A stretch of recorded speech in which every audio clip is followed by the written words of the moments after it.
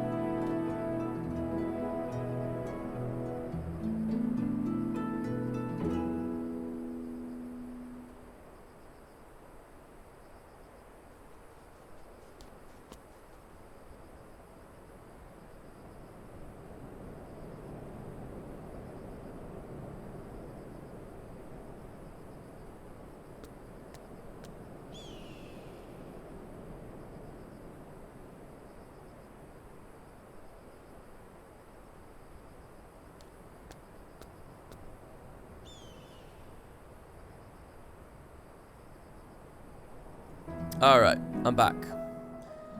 I'd already boiled the kettle this time, so it was pretty much good to go. So yeah, welcome guys. I'm feeling a bit sick at the moment, because I just... this afternoon, I tried to make myself egg salad. Or I should say egg mayo, basically. But I put way too much onion in it. Basically, I made a ton. Oh, I have a friend request. Sure, absolutely. We haven't had one of those for quite a while.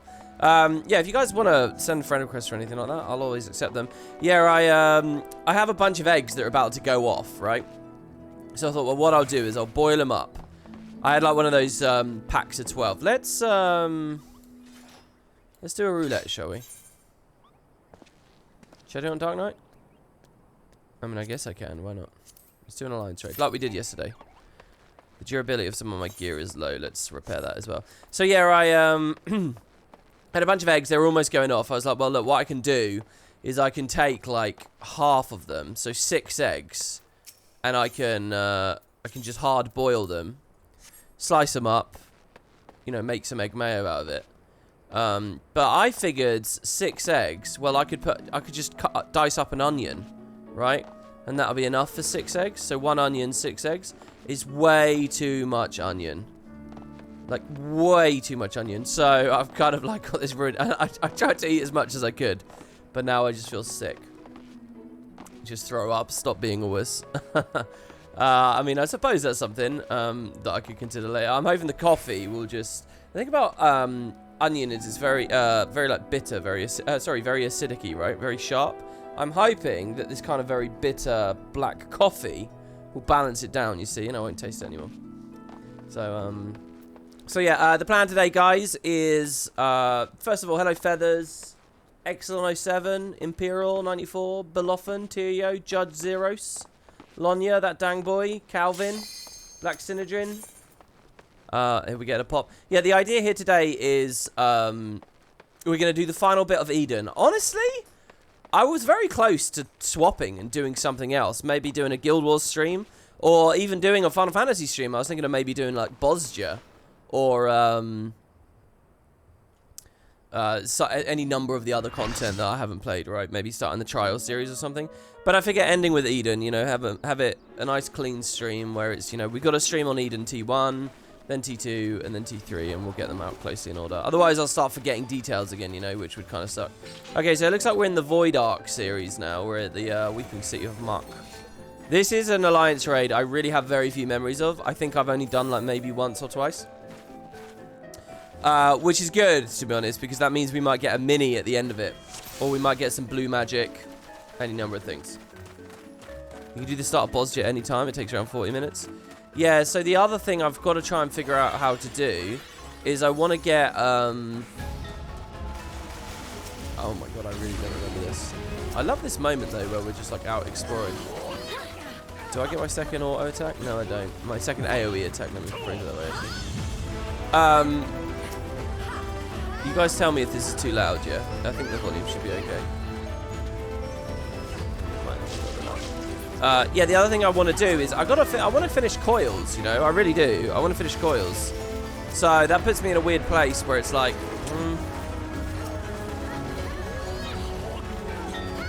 how do I fit it in? And maybe what I can do is I can time it with Bosja, you know.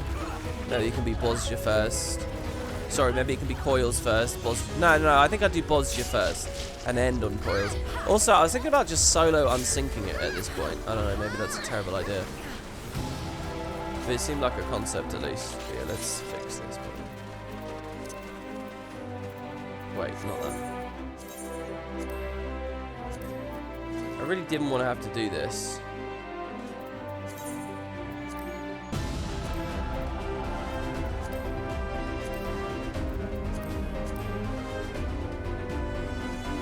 Just remember it's at 100% next time.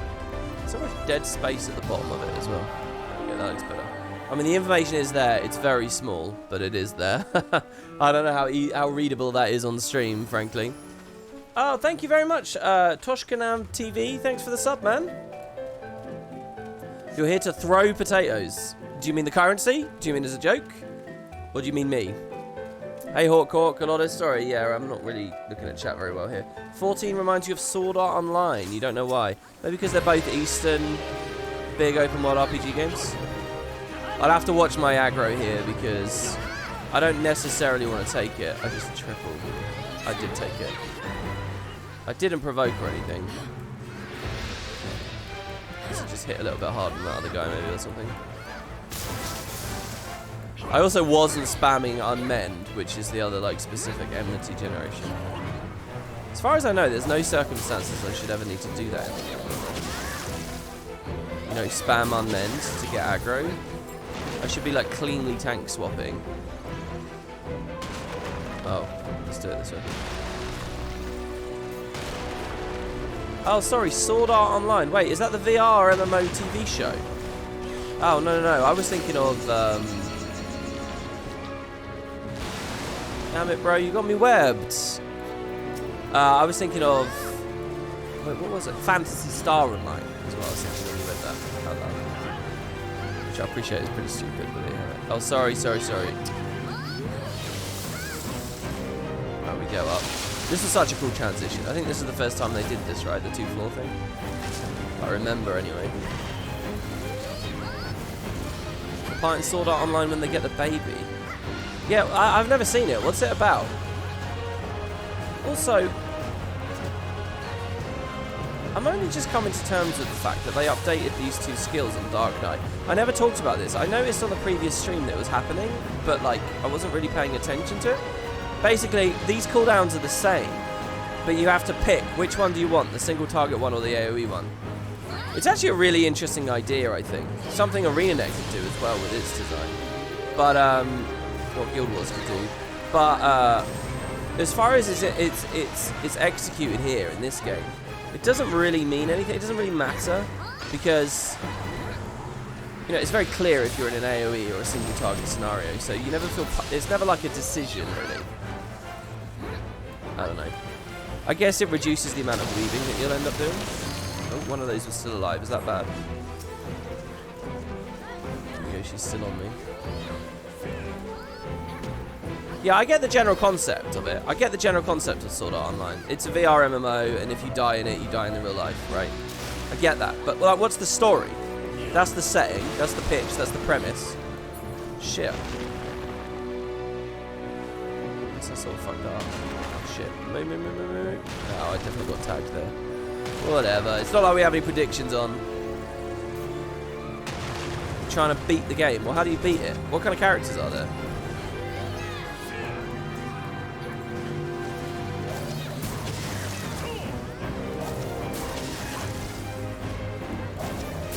I kind of really want to be monk right now. Shadowburst. Should I stack with him? I don't know as the main tank in an alliance raid if I need to stack with him. Seems like it might not really be too necessary. I was a bit late with Dark Mine there.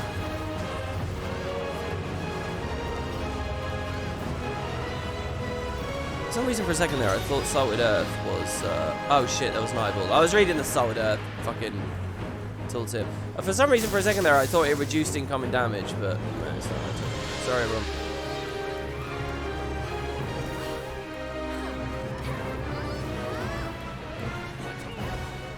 I don't even get delirium at this level.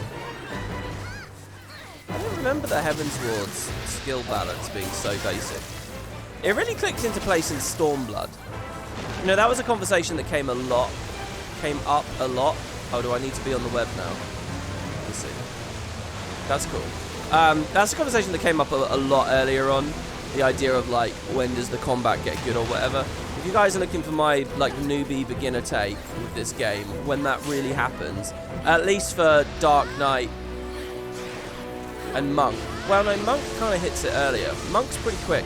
But I think Dark Knight really came into it during Stormblood. It was around then that the skill amount, you know. So level 70. Level 70, I think you've got a pretty good representation.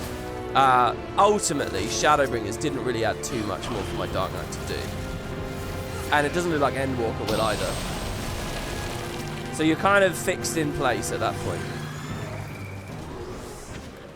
Right, there we go. So I'm going to watch this loot here. We're looking for minis, we're looking for cards. Prediction, will WP remember the second boss mechanic? I mean, I can set that up. Will I remember second boss? I mean, we've only just started here, so there's not many people around. I don't know how many potatoes you can win. Good luck, guys. There's a very early little bet for you all there. Oh, did I fuck that up? Oh no, we're meant to go this way. That's how most jobs go. Expansions are fully reworked, the more I had something on it. I really should be monk right now because I could be learning my new monk interactions, couldn't I? Right now, I have no idea who the next boss is, and I can't remember the mechanic at all. We'll see by the end of the fight if I've remembered it. I'll make my declaration as to whether I remember it very soon, so get your potatoes in. Oh, is it prediction? Wow, I didn't give you guys long to bet there. I think you only had like 60 seconds. Man, where's my water? I've got the coffee here, but where's the water? Heaven's Ward jobs were way different. Dark Knight played completely differently. No, I'm not talking about that. I'm talking about how... I'm talking about the contemporary job, how it plays today, its current implementation, but without having access to all the mechanics and skills because you're a low level. That's what I'm talking about. I'm not talking about, like, the totally different... I mean, I think it's interesting to wonder how things played differently. I hear that Dark Knight used to be really distinct, but now it just feels like a warrior in a lot of ways. That's one thing I hear. I also hear that warrior's immortal now. Is that true, chat? Is warrior basically immortal? I hear it doesn't even need a healer. Like, you can play triple DPS if you want. The duty finder won't let you do that, right? The matchmaker won't do that. But... Is that not true? That is correct. Warrior got a better Blackest Night. So is it Blackest Night, but instead of shield, which goes away, it's just health? Something like that. It's exaggerated, but they do have impressive self-healing. It's only true in normal content. It's still quite cool. Okay, right now, I have no idea. Okay, so will I remember this? Forgul. I'm going to turn my stance off. Since that guy's clearly keen on tanking it. Oh, I pressed the wrong button there. I just said it's not a mechanic. And then I fucked up. So, there's Shriveled Talons. Megiddo Flame looks pretty basic. It's like a laser beam attack.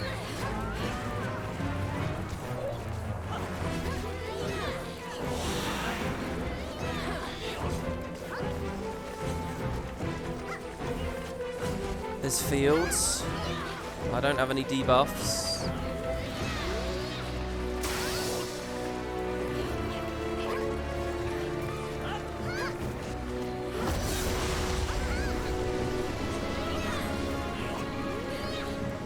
There's these things. Everyone's got to stand in one. Should I stand in it as well? I'm bleeding. Your pitiful lives will be mine. Everyone else is going in. I mean, does that count as me remembering the mechanic? I mean, I saw that there was something on the field and I walked over to it. Is that remembering a mechanic? Brand of the Fallen. I don't know what that was. Talk about remember. I mean, I literally don't know what that was. Some people had icons.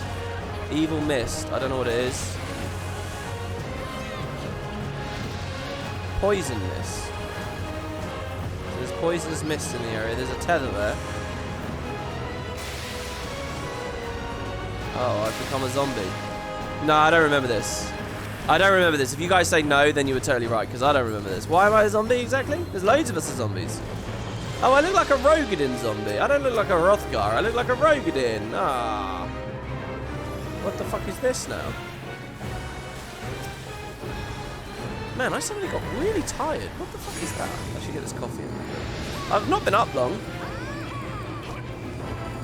What have I done with my time, you guys ask me? Well, I played a little bit more Lego Hogwarts. I played a little bit more of the MCC. They've got the new playlists in. Not MCC, Halo Infinite. They got the new playlist in, so I was playing Fiesta last night. Let's interject that. Fiesta is really fun, and I've basically got a bunch of Steam achievements and like medals and stuff that I wouldn't have ordinarily got. Because basically, Fiesta, guys, is Team Slayer with random weapon spawns. So you might start with a gravity hammer. It's also random equipment, and it's main hand and offhand, so it's just pure RNG. One guy might get a rocket launcher and a sword. The other guy might get a plasma pistol and that god-awful sentinel beam thing that's like a shotgun. I can't remember what's that. Anyway, so yeah, it was cool. I really liked Fiesta. I played Harry Potter, Lego Harry Potter a little bit. I'm now on book 2. I'm now at the Chamber of Secrets. And man, I want to make a Harry Potter MMO. I mean, really. Here's the pitch, right? Here's how you do a Harry Potter MMO. Oh, Megadeth. Don't I have to be a zombie for that? I'm going to Living Dead. Will I go through it? I think I have to be a zombie for this. Okay. Yeah, I remember the mechanic. I have to be a zombie. She's, it's Unalesca, basically, right? Anyway, here's the pitch. I've pitched this before, okay? What you do is you treat it as a sandbox, EverQuest, WoW Classic, old school type MMO, okay?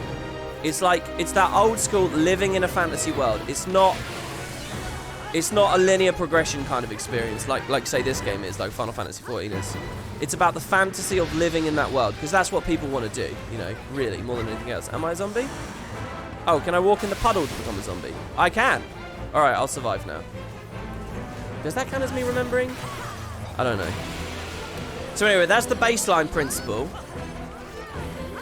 Now, the business model, this is where it's really good, okay? The game launches with Hogwarts. Okay, so it's got the scale and scope of a full MMO, all right? It's a full MMO, but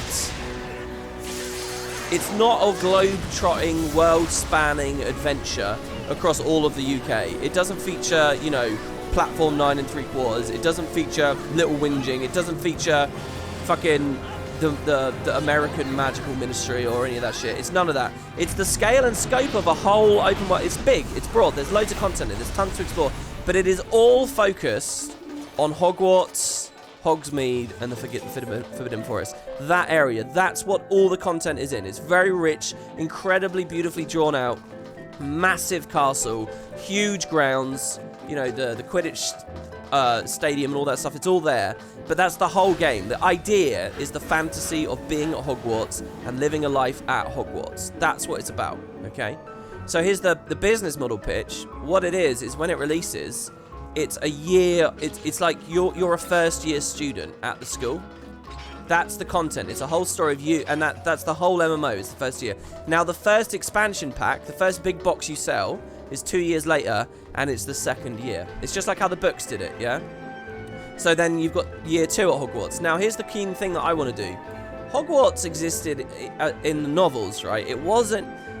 There's kind of a beauty to Hogwarts, which is how indefinable it is, how much it resists specific existence. You know, like, it's a magical, enormous castle with stairways that turn and move, and you never quite know where they'll go, or you walk through a secret passage that does one thing one day and another thing another day. You know, like, I think when you watch the films and stuff, you get like a concrete sense of what Hogwarts is, but Hogwarts shouldn't be concrete. It's big and it's magical, and you get that chain link fence constantly with it, right? Effect constantly with it, where you never quite know if you've explored the whole place. There's still magic and adventure. It's not tangible. It's not fully knowable. So how do you do that in an MMO that's proposing to be like this open worldy kind of experience where exploration is the game? Well, what you do is each new year, you're rebuilding Hogwarts. It's like a new and you can, like, your character can like toggle into, like, am I exploring year 1 content or year 2 content or whatever. And Hogwarts of year 2, you know, it'll have decoration changes and shit like that, but like the whole layout of the castle, while it will be in like the big ticket ideas will be familiar and tangible and concrete, but different things will open up in different places, and so in that way it will keep that imagination and that magic that you get from the books. And so anyway, yeah, you produce 6 expansions. You go at, like, you know, 2 years a pop. You got like a 10-15 year supported MMO. Consider Guild Wars 2. Consider how many people want Guild Wars 3 at this point. We're at about the 10-year mark here. You know, you can get your Harry Potter MMO going 10-15 years just the same, except you can be building to some big conclusion. Now, story setting. Here's the pitch. It's the 7 years or the 6 years. It's not set in 2021. All right, it's not set in 2022, 2023, or whenever the game would come out, right? It's not set in 1990. Is it 1990 he gets to Hogwarts, I think it is? It's not set during the books either. It's set the 6 years before the books. Now, why do I do that? Because the thing is, the novels change the state of play massively, right? You know, the novels will get rid of Dumbledore, for example. There'll be all the staff changes and stuff. What you know mostly through the novels is no more by the end of the novels. So if you want that fantasy of living at Hogwarts, you want to be there, you know, with the same Muggles studies teacher. You want to be there with Professor Spratt as you remember them. You want McGonagall as not the headmistress. You want her as the deputy headmistress. You want her as the head of Gryffindor. That's what people want, you know. So where I set it is the 6 years before Harry gets there. So it's got all the tension of the end of the First Wizarding War, but all the faculty and all the characters and stuff, it's Hogwarts as you know and learned to love. I don't remember what the fuck I'm doing here. So that's where you set it.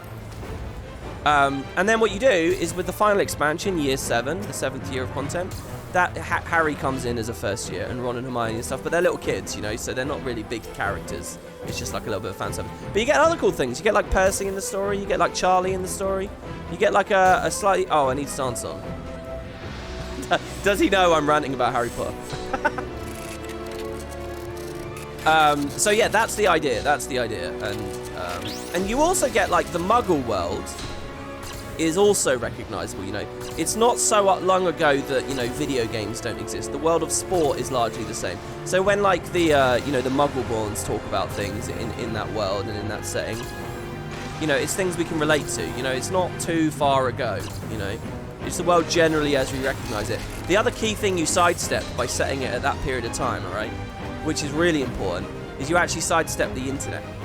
The internet and like the technological progression of Muggles through the 1990s and 2000s is kind of nuts, to be honest. You can't really write that kind of boarding school style story in the 2020. There's a lot of stuff that doesn't work when Muggles have phones, mobile phones with the internet, as we all currently do at the moment. A lot of it's like breaks, and you get to sidestep a lot of that as well by setting it at the very ass end of the 80s, early 90s. So, yeah, and what the story itself is, I don't know really, but again, the main emphasis is not... Obviously, we'll have something of a progression of story and stuff, but it's more an indulgence of setting, and it's more of a... it's closer to a Club Penguin than it is to a Guild Wars 1 or a Final Fantasy 14 or whatever, you know. Okay, well, that's a very obvious eye effect. Pretty well conditioned to dodge those at this point. I wonder how many times I've fucked up by abyssal draining on the previous stream. So yeah, there you go. That's the pitch for a Harry Potter MMO. You know, and I could go on about a bunch of like, you know, microtransaction shit as well that I believe, but that's not really Harry Potter specific. Okay, I fucked up there clearly. Why'd I get minimumed?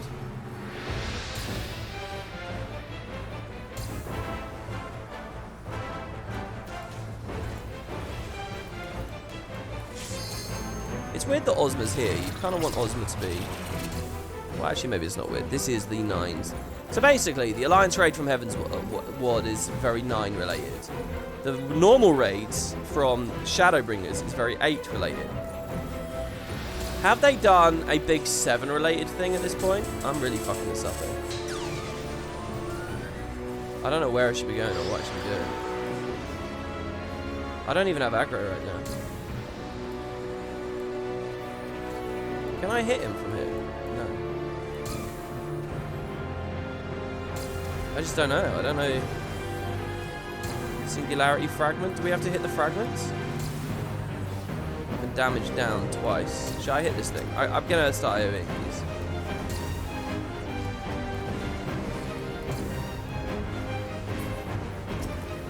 But yeah, in Lego Harry Potter, I'm at Starbuck 2. We just crashed into the Whomping Willow. What else did we do? Oh, I learned how to deal with mandragores. What are they called in that universe? They are just mandragores, aren't they? So there I just ate a big laser beam attack, but didn't seem to take any damage. What was the telegraph and what was the punishment? I just don't know. God, it's really freaky if you start focusing on the appearance of the trees and actually looking inside Ozma.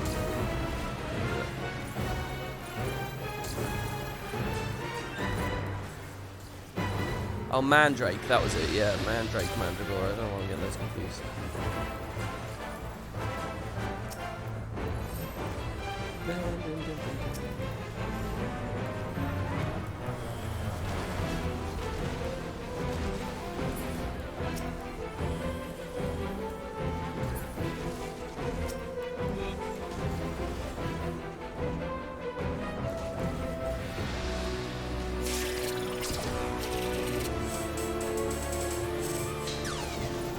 Explosive trigger is mixed to the body. Any movement when the effect wears off will result in a detonation. Do I need to stop attacking? Is that thing where I'm not allowed to use abilities or move? Oh, we're using our limit break. But it's really hard to read the names of the skills in the party window up there at the moment. I can't wait till I get that fixed. Holy. It's holy bad. I shouldn't stand in front of it, holy.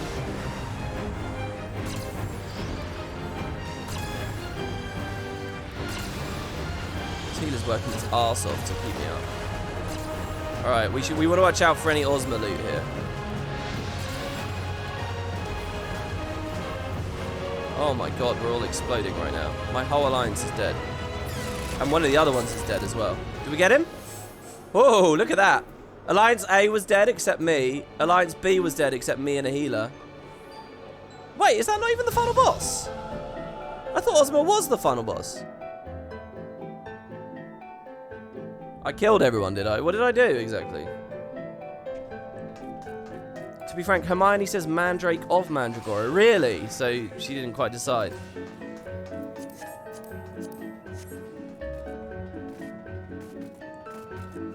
Oh yeah, I remember this as well.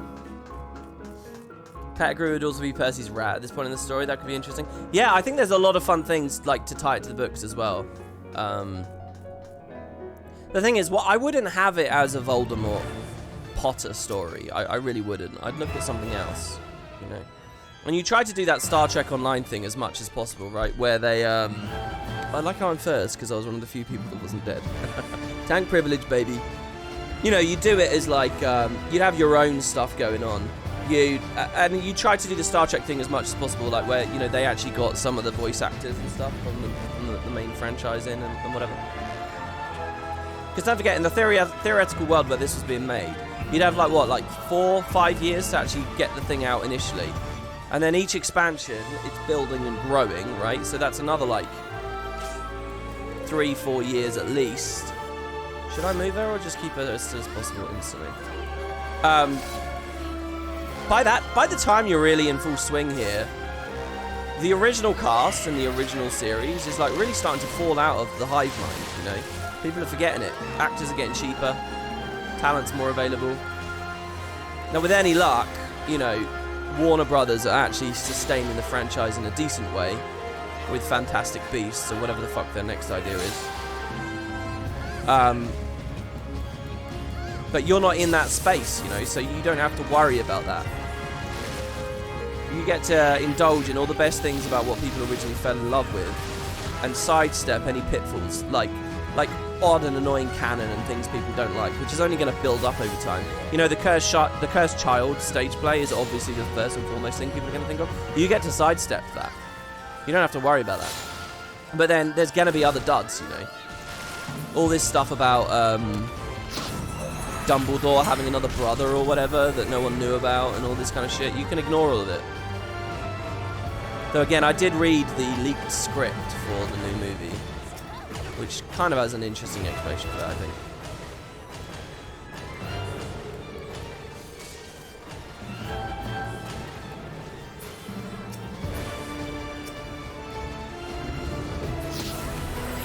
I didn't really contribute as much there as I wanted to.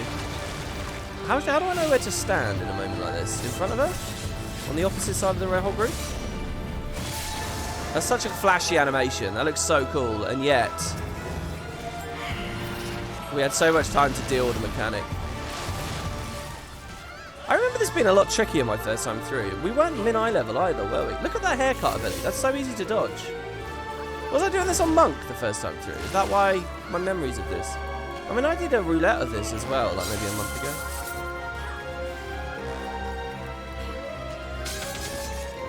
I love how this thing insta-popped, by the way, at the time of day when there aren't heavy queues. Oh yeah, if you guys want to do Eden with me, which is obviously coming up, oh, well, I fucked that up. If you guys want to do Eden with me, you might want to log in now, because there's no queues right now. I don't know how much we'll be talking to the Oracle of Light and Darkness before the first boss. I have no idea what even the story's going to be in a second.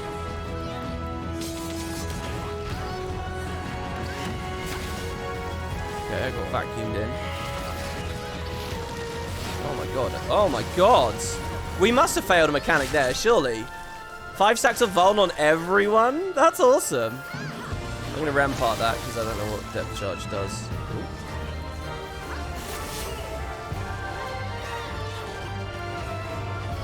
Keep facing me, lady. Califesteri. This is probably the worst Alliance Raid final boss. Very forgettable.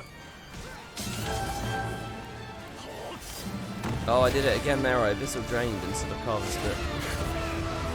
For some reason, I really like pressing R instead of E. I don't know what that is.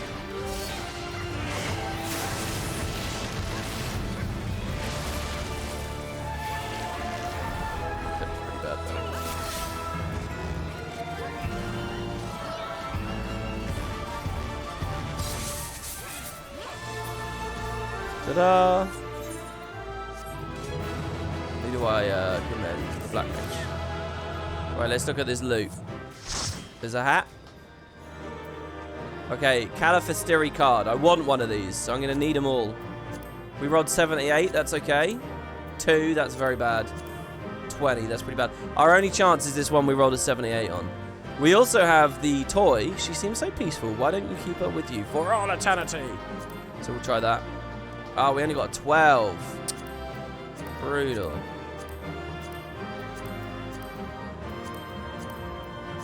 Well, we'll see how those go.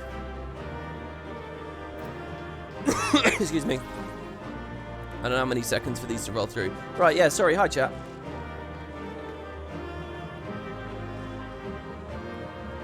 You wonder if H.P. Lovecraft is still popular? Lovecraft's one of the most influential writers ever, and you doubt that will stop.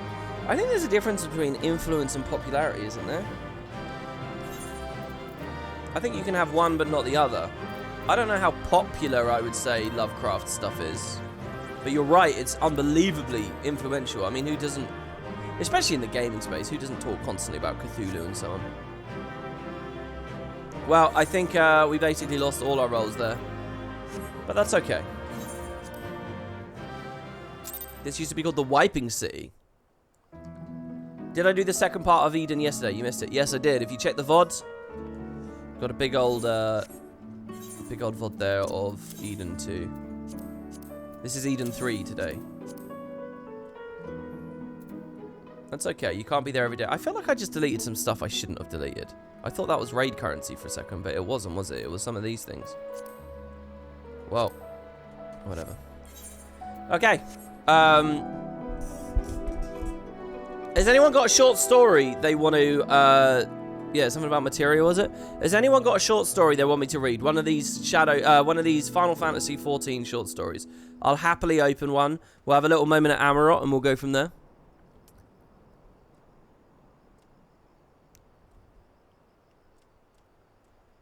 The upcoming Hogwarts Legacy game says, experience Hogwarts in the 1800s. Your character is a student who holds the key to an ancient secret that threatens to tear the wizarding world apart. Make allies, battle dark wizards, decide the fate of the wizarding world. Should be interesting how they handle events as they're important to the world's canon. Yeah, I mean, I think going to the 1800s is also a really good shout because the aesthetic of Hogwarts, once you're actually there, you know, it's like a secret world, right? Once you're there, it matches perfectly. It kind of... They're doing the same thing with that game in that setting. They're sidestepping a lot of really, like, aggravating muggle shit. And they're also sidestepping a lot of, like, contamination of the canon and of the books and the more recent subject material. By going to the 1800s, you know, I don't know how much context people have for this. I don't even know how much context I have for this. But people still speak the same in the 1800s. A little bit different, but generally, it's totally buyable, you know. And when you're in Hogwarts, you know, the castle, its furnishings, its grounds, it's all pretty much there.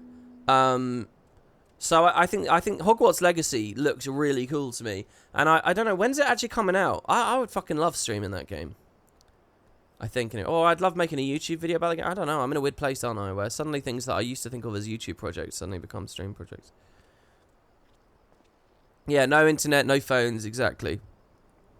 And it's also old enough. The 1800s is a really good idea as well, because any kind of jeopardy you create for the world, you can create and resolve in that space, and those reverberations won't necessarily hit you.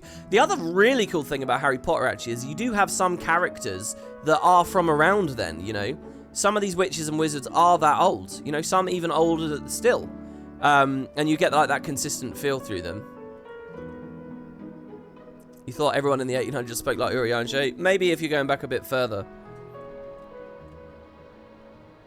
I don't even think you consider, I mean, when does Middle English start? Isn't it around the year 1000? I don't know. Linguistically, I don't know. But you can read books and shit from the 1800s, and they're pretty much fine to read. You know, there's obviously a few terms here and there, but the syntax and structure of the way people talked and so on, it's all pretty much intact. You'll be alright with it. 9 materia for overmelding. I still don't really know what overmelding is, to be honest with you guys. Right, no recommendations for any stories at all. How many short stories are there? There's like 6 per expansion. 8 per expansion? And I've read maybe a total of 4. What's overmelding? I don't know. I think it's something materia related. It's like gear, or it's something about like... It's some way to charge up your gear, I think. After you've got your eye level done. It's insanely expensive for a small amount of stat boosts. There you go. It's probably something you want to do if you're like release savage raiding. Stuff like that. Did you see you get another 14 days free sub? Haha, you really don't got to pay now. Yeah, I did hear that they were going to do that. I didn't know if I was eligible. Am I eligible? Oh yeah, some of the Hogwarts ghosts, yeah, would be from around there too. When did the Bloody Baron get his... wait. When did Nearly Headless Nick get his head nearly chopped off? I can't remember what year all of that was. If you're subbed on the 21st, you'll get 2 weeks free. Yeah, Shakespeare's... Well, Shakespeare is starting to get over the edge, I think, at that point. That's definitely Middle English at that point, isn't it? Is that the 1600s?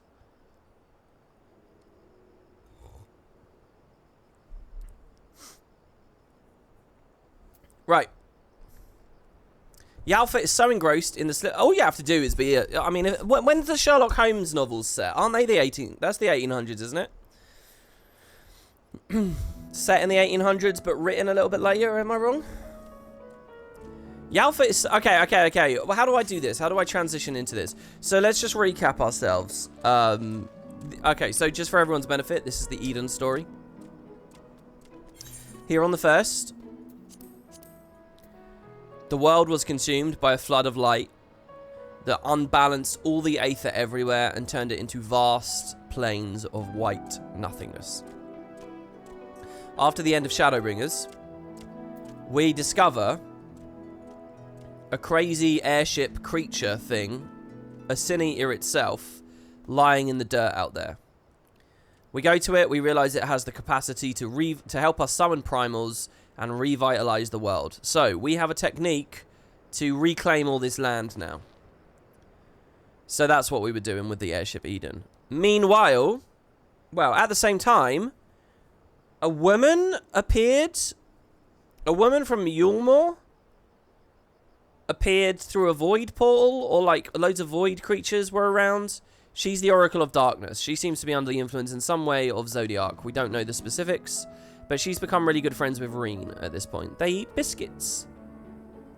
Finally, the 2 mentor characters who were helping us out through this whole story, Urianger and Thancred, have now left. They've returned. We are at 5.4. So they're not even here anymore. And the question is, how do the girls get on alone? In theory, all we have to do is send the airship around. And we should be alright. But we know that there's going to be 4 bosses and a whole storyline to get through here today. So, what's the story? This is the end of Eden. A little bit more context as well for the non-Final Fantasy fans. The Guild Wars players. This is the last of the hardcore content that they added throughout Shadowbringers. The end of Eden. Is that right or is that wrong? Maybe they added a trial. Maybe one of the weapons was right at the end, actually. But this is like, you know, if you were doing this in Savage or whatever. Is there a Savage version of this? It's like tough stuff. This is it. This is... obviously, Endwalker just came out, and there's some stuff to do in Endwalker. But the reality is that this is... We're basically in contemporary content right now, you know. I have not done the Alliance raid, no. I heard that it's a total side story, and it's really long. And I haven't even played the game it's referencing, so... I haven't done that. Yalfut's so engrossed in the slip of paper in his hands that he barely notices your approach. Do try not to startle him.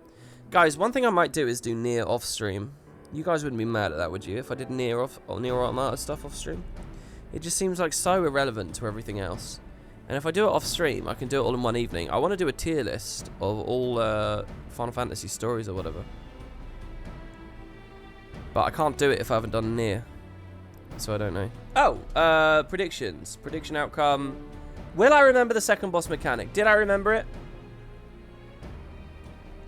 I mean, I did remember it. You had to be a zombie to stop the guy. To stop yourself getting killed by Megadeth. It was Unaleska. I'm going to say I did remember it. Controversial? Maybe. But I'm going to say I did remember it. Music's amazing. They look and sound amazing. Yeah, I mean, I'm sure they do. I mean, but again, it's like, it's a lot of time. It's a whole other stream. Or potentially 3 streams. I just recall the day that I did, what was it I did all in one day? And it was like a bit rough doing the whole thing in one day.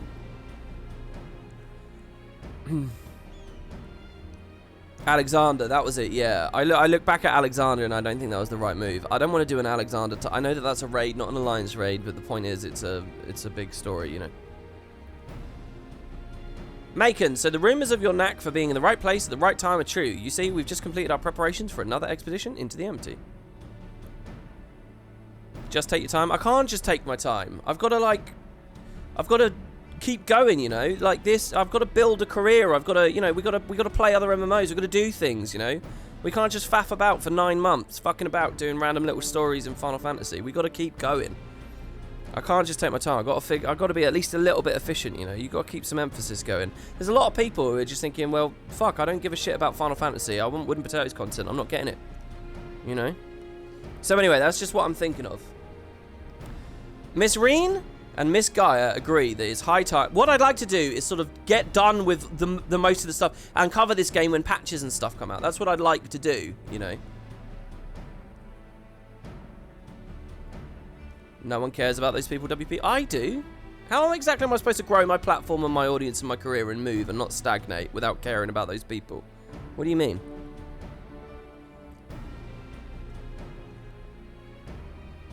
For pure story lore, better do the trial weapon quest line. Yeah, I mean, that I'm definitely doing on there. That's what I'm definitely doing. Miss Reen and Miss Gaia agree that it's high time you all went to see how things are going. I'm especially worried about, like, Patreon people, you know, who might just think, well, what the fuck?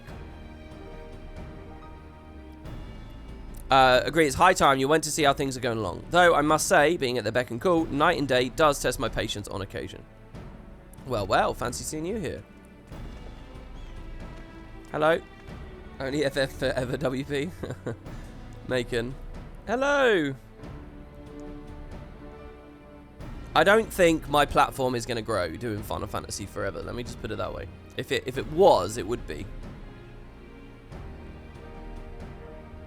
And Endwalker is a big expansion, you know. We're already committing a shit ton of time to Endwalker.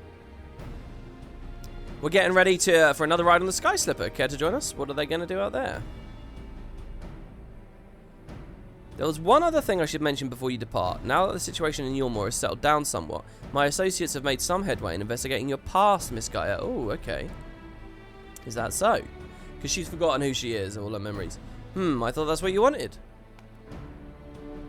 So did I, but I quite like the way things are now. Digging around in my past might, I don't know, spoil it somehow. Besides, uncovering the truth beyond the voice in my head and my strange powers is bound to be more interesting than whatever life I had in Yulmore. Well, maybe they're connected. I understand. We'll find the answers together, just like we do everything else. How were the coffee biscuits, or did you make that necklace? What should I say here?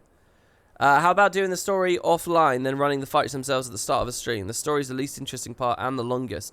I might do that as well. Yeah, that's a good idea.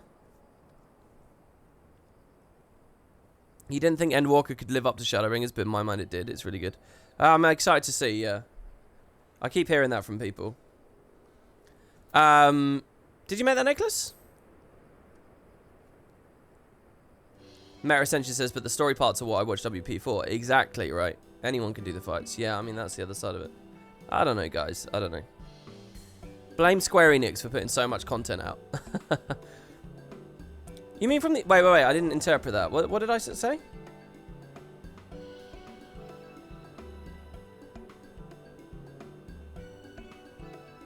What did I say? I can't remember. Did I ask her about the biscuits or the other thing? You mean from the ice crystal we found after the battle? I was sure it would have melted. Oh, no, the necklace. Right.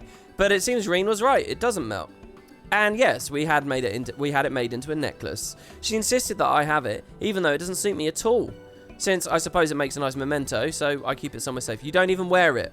Oh, come on, Gaia. It looked lovely on you. Wait, you're not embarrassed to wear it, are you?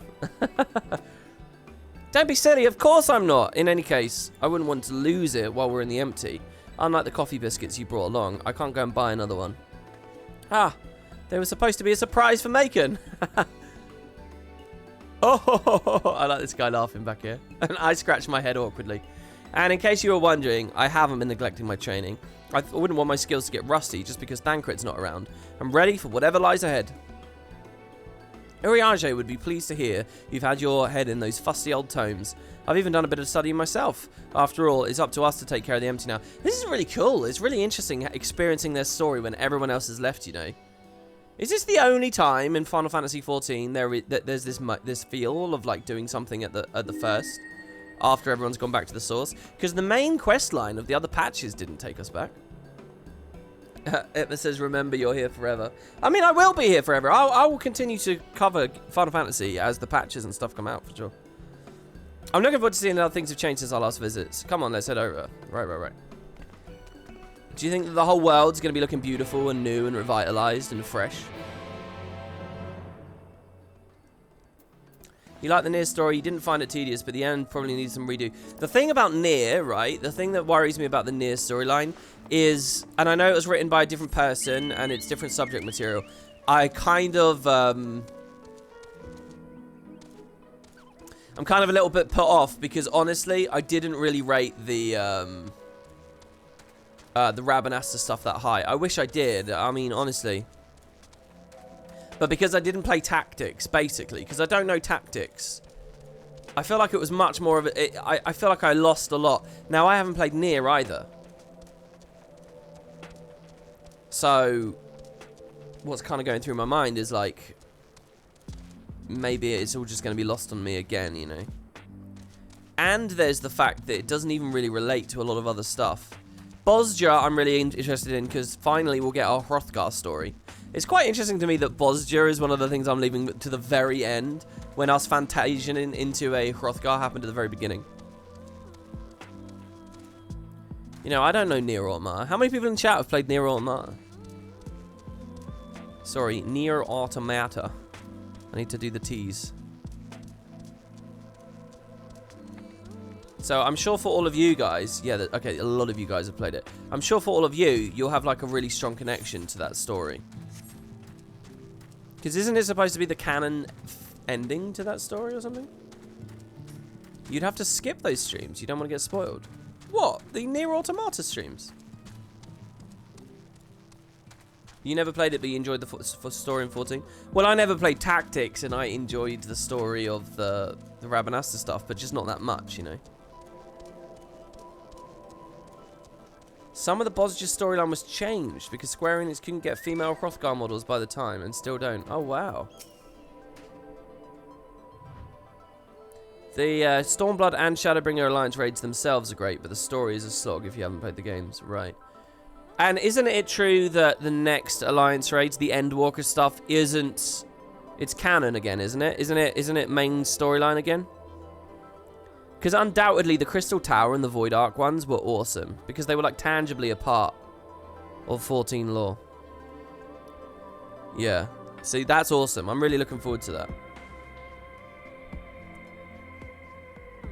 You played it with no connection to Nier whatsoever. It was the raids that convinced you to try it. Oh, I see.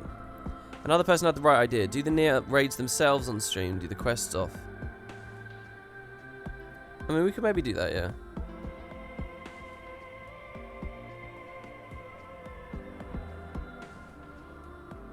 Yeah, I get it's all canon, but it's like a side canon, isn't it? QP Dangerous, thank you for the sub.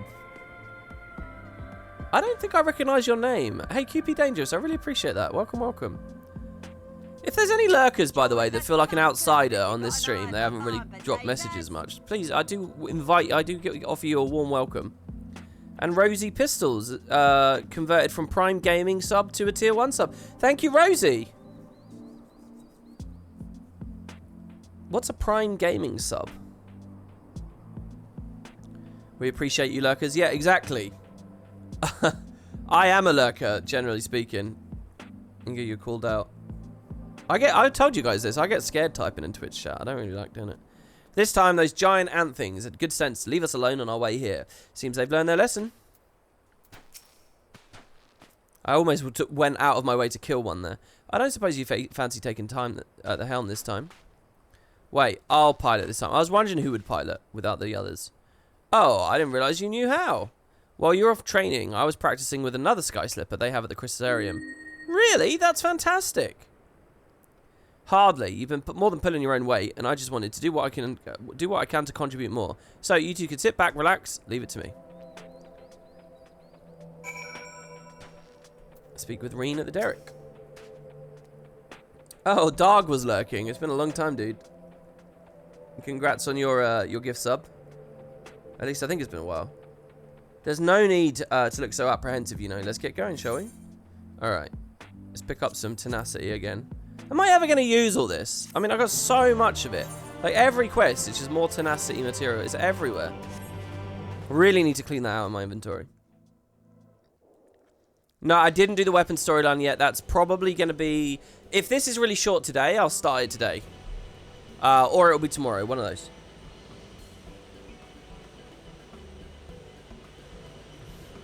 Who else wants a sub, you ding-dongs? No, you don't have to do that, man. It's so strange suddenly seeing you at the controls. Why didn't you tell me you'd been practicing? I thought it'd surprise you. That's all. Well, consider me surprised. All this time, I thought you were only good for smashing things with your hammer. Ha! Bring that up again, you can walk the rest of the way. Hee hee hee hee. She looks so big suddenly in that chair. I'd best behave. I wouldn't want you getting stranded in the empty and miss the festival. Hey? Festival?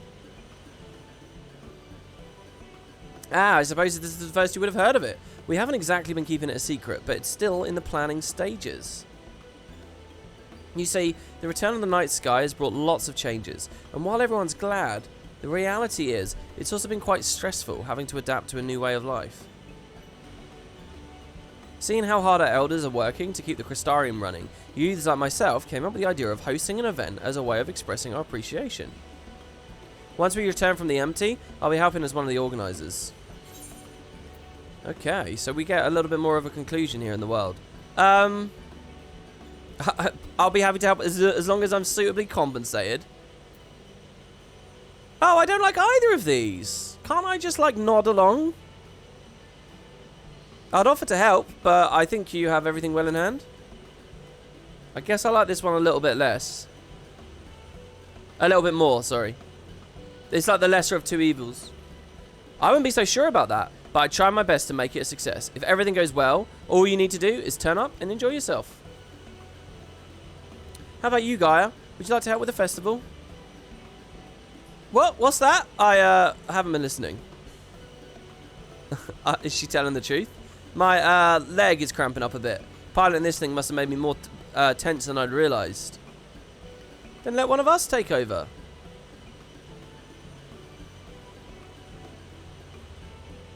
No, I'll be fine. Well, as long as you're sure, but if you feel like switching places, just say the word.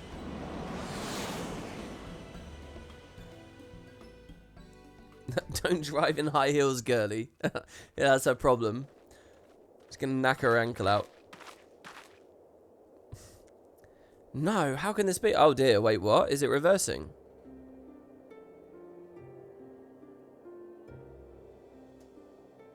Wait, why did she say no? This looks alright to me. About the same as before. Sorry, what's the problem? I think that explains it. Sorry, was it greener last time? I don't think it was it? There were patches of green, but there's still patches of green. Right? I mean, I guess it's a bit yellower, maybe? Oh, okay. I guess it is a lot more barren than before. Light. Does that mean there's still too much of it in the empty? I'm no expert, but this might be a result of losing control when you restore the ice element. Even though I tried to use darkness to hold back the light spilling forth, it seems it wasn't enough. Yeah, that's right. Blame her. Then we're right back to where we started. This is all my fault. No, it's not. No, Reen, you mustn't blame yourself. Oh, shit. She's got one of those headache things. Wait. You've returned to me. Restore the darkness while you still can. You know what this reminds me of? You know what this is similar to? Is there a chance she's being beckoned back to the 13th somehow? A bit. You know when Kraha was reaching to our souls? We clutch our foreheads, blah, blah, blah. A familiar voice, an inescapable fate, the promise of salvation at the precipice of ruin. In the remains of a lost past, I would find my truth.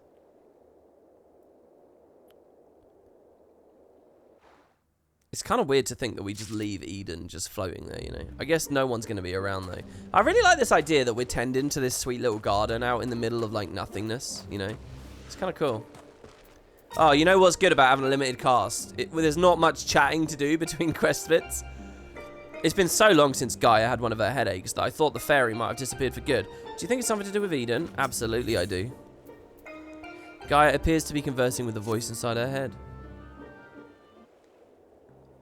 Yeah, and we heard voices too. Yeah, we heard the Exarch. Restore darkness. What did you say, Gaia?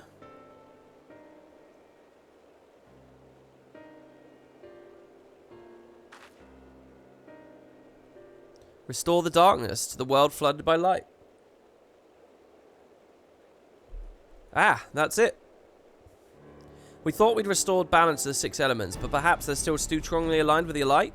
If that's the case, maybe we can set things right by using darkness. By using darkness? Are you serious? Hell yeah, this is what Shadowbringers was all about. But hold on, it might actually work. Gaia, that's a brilliant idea. I wouldn't go that far. I just remembered what I learned during our adventures, that's all. But does this mean you will need to call on your services again, if that's alright with you? Hell yeah. So are we going to summon a darkness primal now? What would a darkness primal be? We've come this far together and we'll see our mission to the end, to Eden's core. Hades, maybe? What element was Odin, by the way? Why did I fight Odin the other day?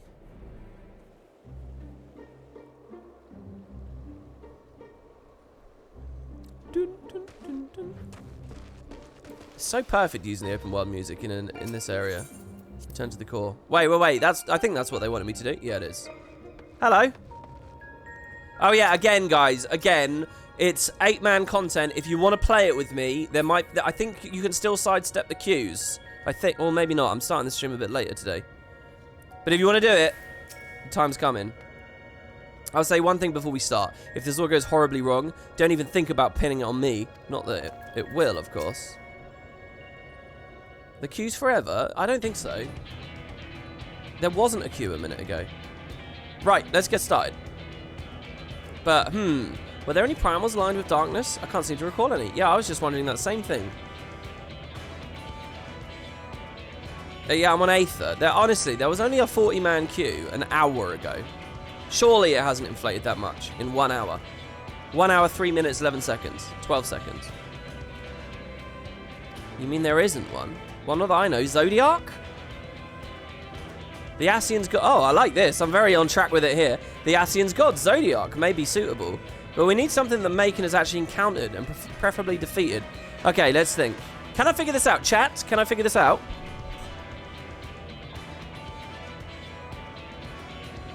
Let's see.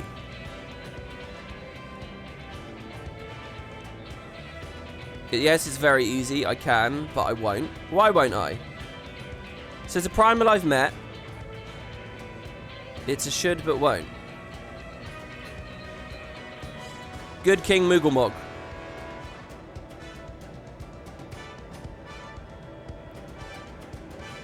Is it Hades? Okay, what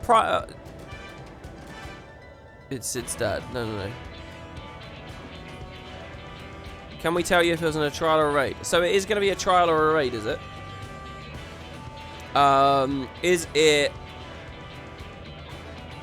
it...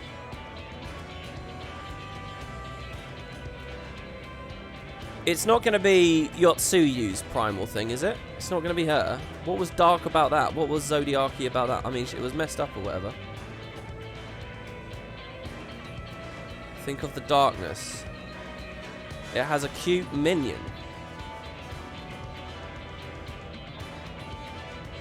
Oh, maybe it's one of the Warring Triad? Maybe I'm forgetting one of the Warring Triad. Is it the Cloud of Darkness that I fought in... I mean, that's not really a primal, is it? Is it, Wow, there's a big queue on Gilgamesh. Were there any primals I fought to do with the Void? Or Zodiac. Who said it has to be a primal? Well, see, exactly. I don't know. Maybe it doesn't. That's why I sponsored Hades. But then a bunch of people said Hades isn't a primal. Is it an Alliance raid? Is it part of the Void Ark series? It doesn't even have to be a primal. Oh, I guessed it already. Thank you for the sub. Cello, thank you. Welcome, welcome. Oh, and you put 2 potatoes in the message. Very nice. I need to change my sub notification so that your messages and shit appear there. Well, does it have to be a primal for it to work? If it's just a lot of darkness we need, perhaps there are other ways to get it. See, exactly. So I think my Hades proposal there was alright. You may be alright, but what we ultimately need is a state of highly charged darkness. Shouldn't matter what form it takes. Does anything come to mind? Well, now I am definitely thinking the Cloud of Darkness. Can I choose?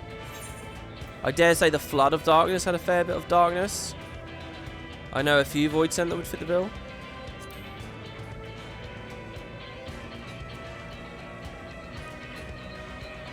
You mean the catastrophe that swallowed the 13th and turned it into a lifeless void? We might need something on a slightly smaller scale. Well, I can mess it up. I beat it before. What happened? Oh no, I have to have played that series, right? The Cloud of Darkness. I can't imagine to begin how powerful it must have been. I'd say we found the perfect candidate. But where to find a suitable place? One where darkness is strong. It won't be easy in a world flooded by light. Well, we've got a Warrior of Darkness and the Oracle of Darkness right here. Seems like a good enough spot to me. But what about the light-aligned Aether that's all around us? That's where you come in. You can suppress the light while I draw out the darkness. By combining our powers, we can make it work wherever we are. Combining our powers. Yeah, between us, there's nothing we can't achieve. Don't be afraid, Gaia. I'm not afraid. I'm just very concerned that this will all go horribly wrong, which is the same thing, I suppose. Anyway, it's certainly not easy coming up with these plans by ourselves. That's true, but when this is over, we can reward ourselves with all sorts of delicious treats at the festival. This is interesting. These two have to be so autonomous. I, in theory, can still be a mentor and an overseer, but because I'm very, like, non-involved. Festival? What do you mean? Well, we already talked about that. Oh, yeah, she didn't hear it in the car. We spoke about it on the way here, remember? I asked if you wanted to take part. I was busy piloting the Sky Slipper, so I probably wasn't paying attention. Is she having memory lapses? Is this all an excuse? Oh, well, not to worry. We can talk about that later. Right now, we've got a job to do. You're a drunk, brain-damaged adventurer. You want to supervise 2 teenage girls. Well, that's what we're doing, whether we like it or not. I'll draw out the ambient aether. And I'll shift its alignment to darkness. Holy shit, so we're reimagining the Cloud of Darkness now. Now, Macon, focus your thoughts. Here we are again. Memories of the Cloud of Darkness is shroud your mind.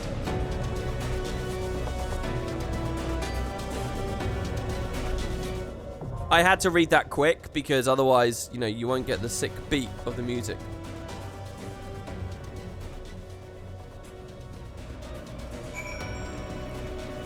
Awesome. This is the first time we've tried this since the disaster with Shiva, so I'd be lying if I said I wasn't nervous. Even so, can't afford to waver now. I've called forth real Void Scent before, so everyone tells me anyway, but this is unknown territory for me. With the 2 of you by my side though, I'm sure it'll work. Alright, well, we're already there. Not gonna lie, the fact we've got to this so quickly early in the stream concerns me how we're gonna fill out the full party size. But we'll see what we got here. Alright. First of all, does anyone want to play? If you do, please drop a message in the link shell or whisper me or anything like that. How do I call this? E31? What is it? We're here, WP. Okay, hold on. So invite. Invite. Invite. Oh, it's going a bit quick here. Invite. It's called E9. E9N. So that's the 9th fight, normal mode. Is that the idea? Cal says I'll go if needed. Absolutely, yeah. I mean, I don't know. What else we got? Did I miss this message here? No, you're already in. Am I missing anyone? E11 is based. Invite again. It disappeared. Okay. So what is it, E9N or E9S? Is that the idea? Yeah, okay, I see in chat. You guys are explaining that. All right, what we got? 1, 2, 3, 4, 5, 6, 7. My heart is filled with joy. I can't believe we got that. So one more, I think. So E9S. So if I wanted to talk about the final fight, that would be E12N or E12S. Okay, but how does that work with the previous expansions? So for the Alexander stuff, is it A12, A11, A10? Okay, what was the... Why am I blanking right now? What was the raid series in the last expansion? Why am I blanking?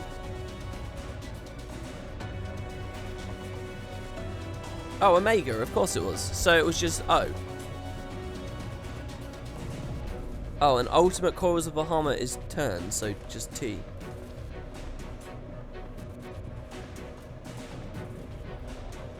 And so the next one's Pandemonium, isn't it? So it's P. So it's T-A-O-E-P. Can we spell any interesting words with that? Invite me if you need an 8th. Yes, I do. Thank you so much. All right.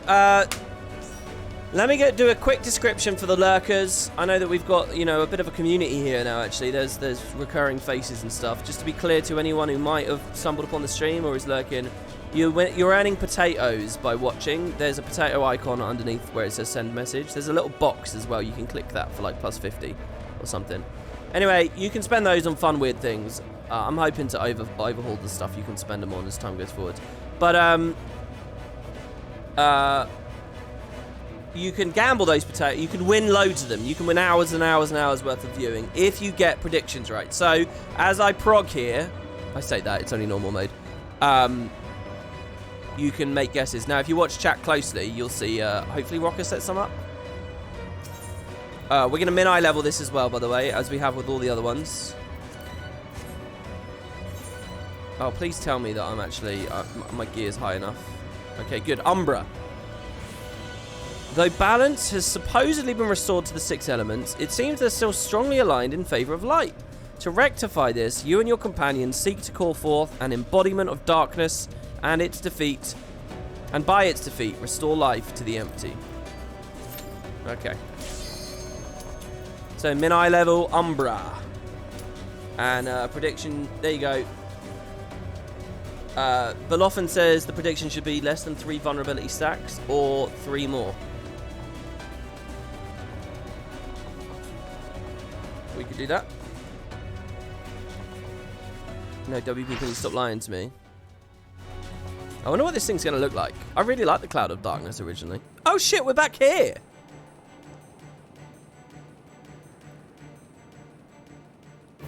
Did this temple... drawing out the darkness.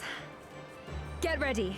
I quite like this. This is like the studio saying, hey, these old fights we wish we could redo if we could at this point. Boom. They're going to do it in the Shadowbringers area, you know. Oh, she's not wearing many clothes. Abyssal Abhorrence, the Cloud of Darkness. Oh my god, Macon remembers her as extra sexy. We've done it. It's quite a masculine face.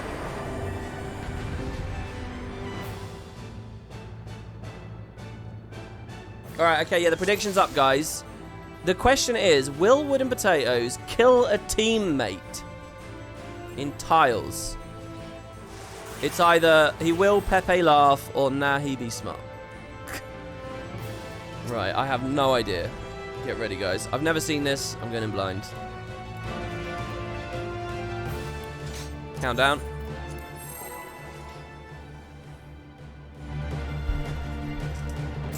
I'll do my best. To any believers, I'll do my best.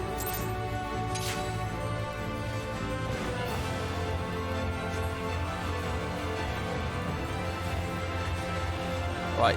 Okay, ground-raising particle beam. I assume is a tank buster. Oh my god, no, that's raid-wide. Ground-raising particle beam is raid-wide. The Art of Darkness. That was some kind of cone. The wide-angle beam is a cone back from them.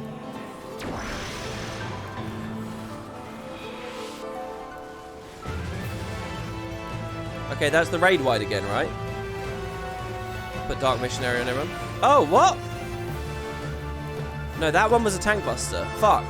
I guess there's wide or focused in the text. Empty plane. Is that going to get rid of the floor? No. Oh my god, what the fuck is that back there? Oh god, I gotta look in the background and stuff, don't I? Flood of emptiness. Holy shit, this is like the Shattered Observatory. Cloying condensation. Unable to jump. What the fuck is this? It's following me. Oh no, no, no, no, no, that... Oh. Oh, what the fuck? Do I need... are they gonna... Is the floor gonna break or what? What's going on? I'm so scared. Okay. Oh, it's just slowly charging. So I just don't stand on it, don't let it fully charge. Oh god, I'm not using any buttons.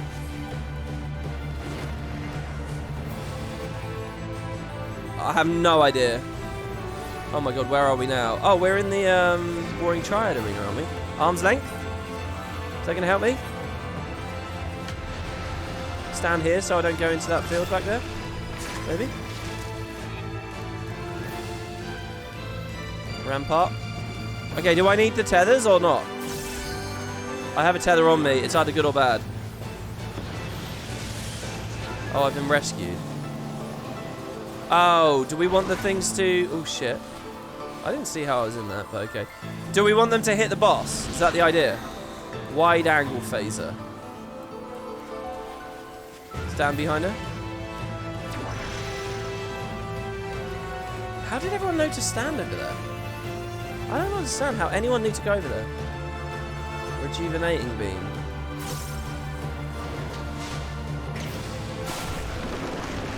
Holy shit, was that? Oh my god. Should I have been standing on the other opposite from everyone? Blackest Night, I'm not using it enough. Deluge of Darkness.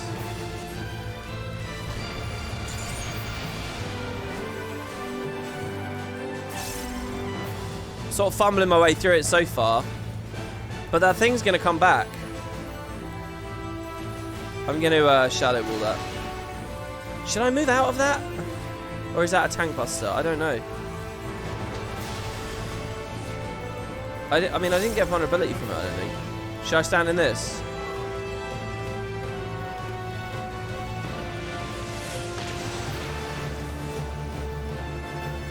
Rampart. Delirium.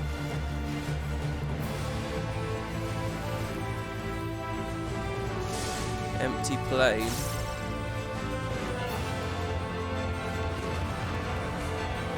Oh god, it's going to be that thing again, isn't it? Okay, how does this work? I'm going to keep my eye on everyone else this time.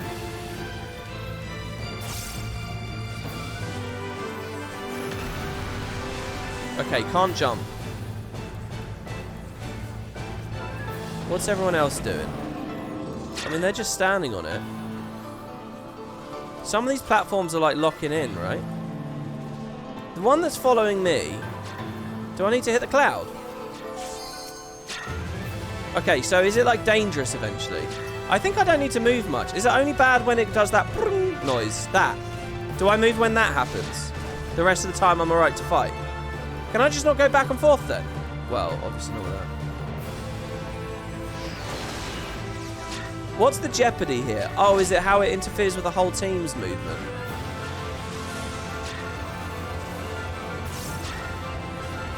Look, I can't stand on that. I can go back to it though, right? Shit, I should have living shadowed. So... Right? Is that fine? There's living shadow there.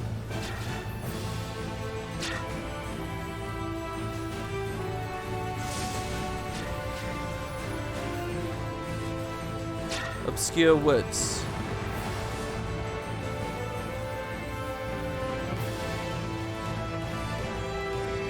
I mean, looks alright. Arm's length again.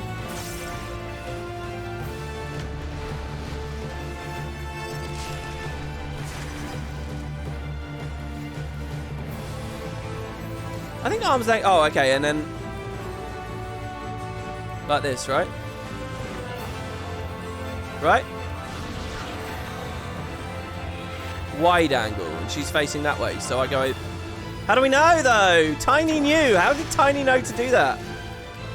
I guess just because wide angle, go behind, or some shit.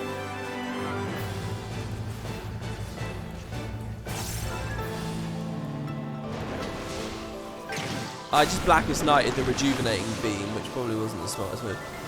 She puts out... Yeah, oh, fuck me. Wow, that's some precise positioning. She puts out some yellow tentacles. Okay. Should I be standing over there with them? I'll give them all Dark Missionary. For that. Because that was a big raid-wide magic damage thing.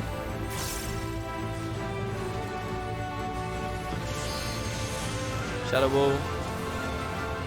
Oh, I love that ding sound, the sound effect when you know the limit break comes in.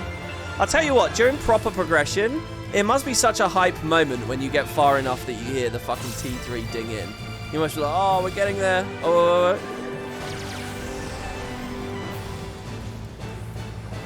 That's not the ability. This is the ability. I'm getting out from in front of that. Oh, maybe actually I can't move. If it turns and it just cleaves the whole group, I might get everyone wiped. Oh, how do I get people killed? Isn't that a prediction that I'll get someone killed? Is that going to proc? Oh god, we got the thing again.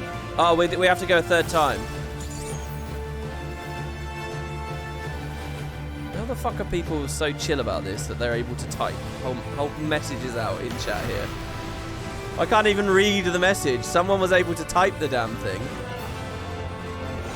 Can't I just...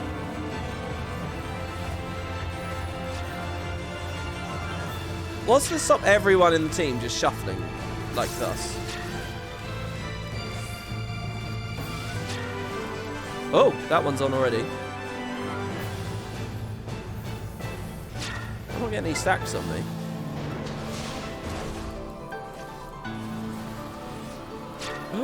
That wasn't good. Okay. Oh, that laser beam back there. Oh, shit. I have another thing to keep an eye on.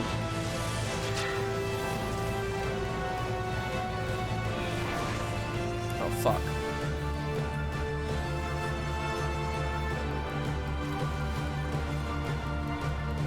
What's to stop me doing this little wiggle?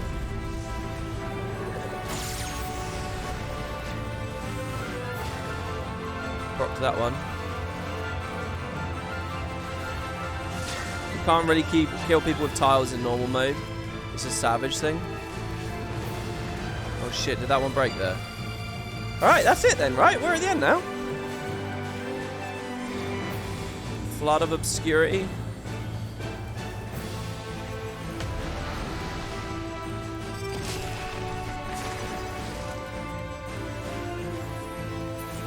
There we go.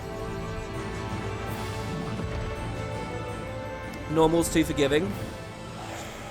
Has anybody talked about LPing other FF games? Obviously 12 still on the table, but like 8 or some of the classic Pixel games. I've liked the idea of doing 6. Because I've never played 6, and I hear it's really, really good. So I have talked about the idea of doing a series on 6. Like a blind, casual, stream-based, let's go through and just play it sort of thing. I think that might be quite cool. It's not that I've committed to that or anything. You guys agree with me passing on all this, right? You tried killing WP, but it just doesn't work. Excellent. It's cool. It's like being on the 13th again here.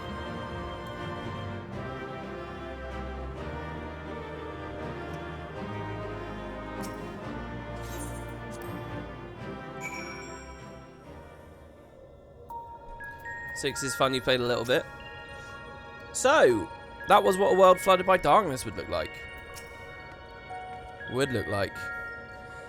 That all went surprisingly well. Of course, we have Macon to thank for slaying that ghastly creature. You're a fantastic guy. Anyone would think you're an old hand at this. You weren't so bad yourself. We make quite a team, don't we? We certainly do. I don't know about you two, but I'm itching to see whether our hard work has paid off. Let's head back. Okay.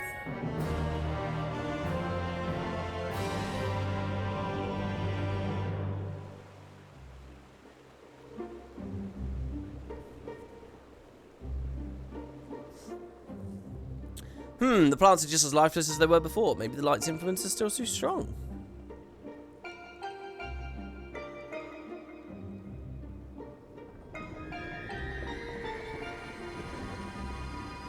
Oh, something's happening.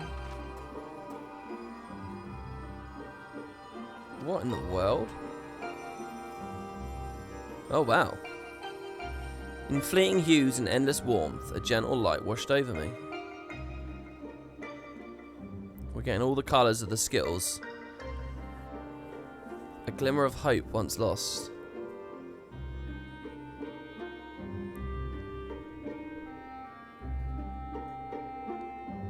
Might be an idea to reduce party spell effects to limited again. They are unlimited, aren't they? Or is my macro turned that off again? Let me have a quick look. Where is it again? Character? Oh no, they're on show all. I think it's my macro.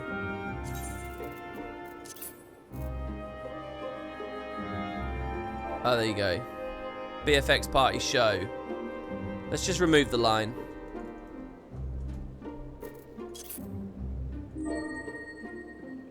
It's because once upon a time I had it where if I was unsheathed, I wanted to see all effects.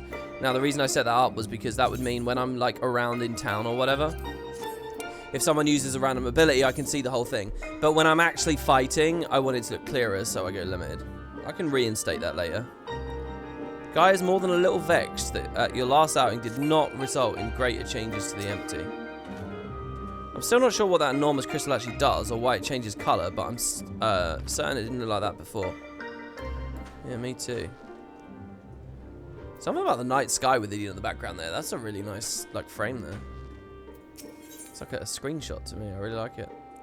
All the crazy colour and light of the crystal with everything else looking so muted. Gaia is more... Yeah, we already read that.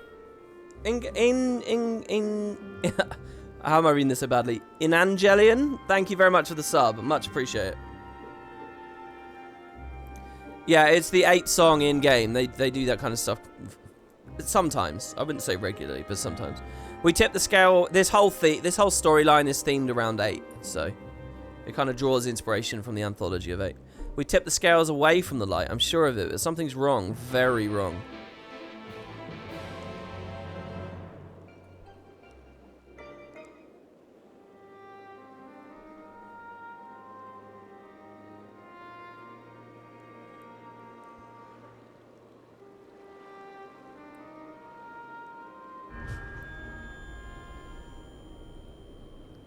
For 100 long years, I've waited for this moment. I don't know how to voice this thing's voice.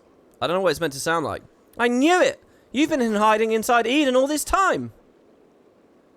But we don't know the origins of Eden yet. Holy shit.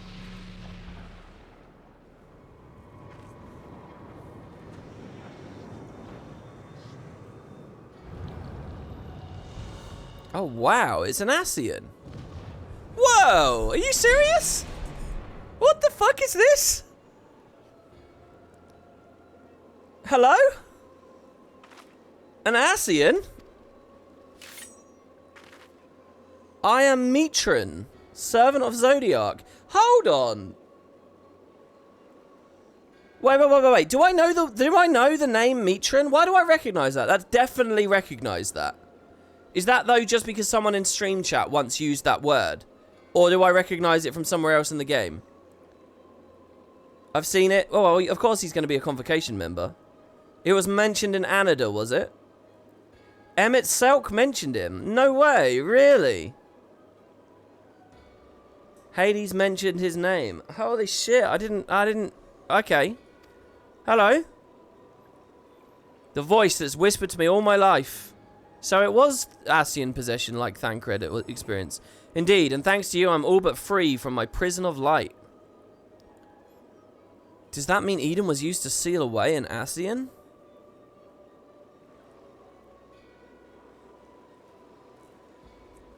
Is she alright? Wait, That is Eden. An Ascian transformed into a Cine. I don't know what the fuck. What?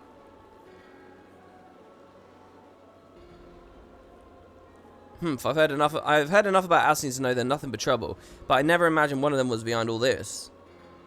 I thought that restoring the darkness was my idea, but this was your plan from the very beginning.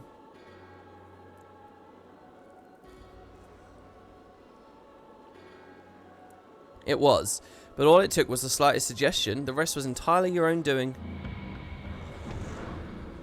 How can an Ascian become a Cinear? What? Ah, my freedom is so close, I can almost taste it. Finally, my soul may journey beyond the flesh to which I am yet bound. I knew you'd come for me, Gaia. Ha, don't flatter yourself. You've caused me nothing but pain. If I've helped you, it wasn't intentional. Even now, your memories elude you. Hearken unto me, Gaia, and remember. Oh, Ascians and memories. Am I right, guys?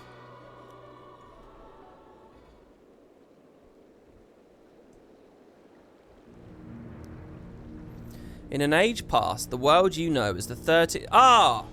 Okay, so listen, something flashed through my mind a second ago, and I thought, I don't get this.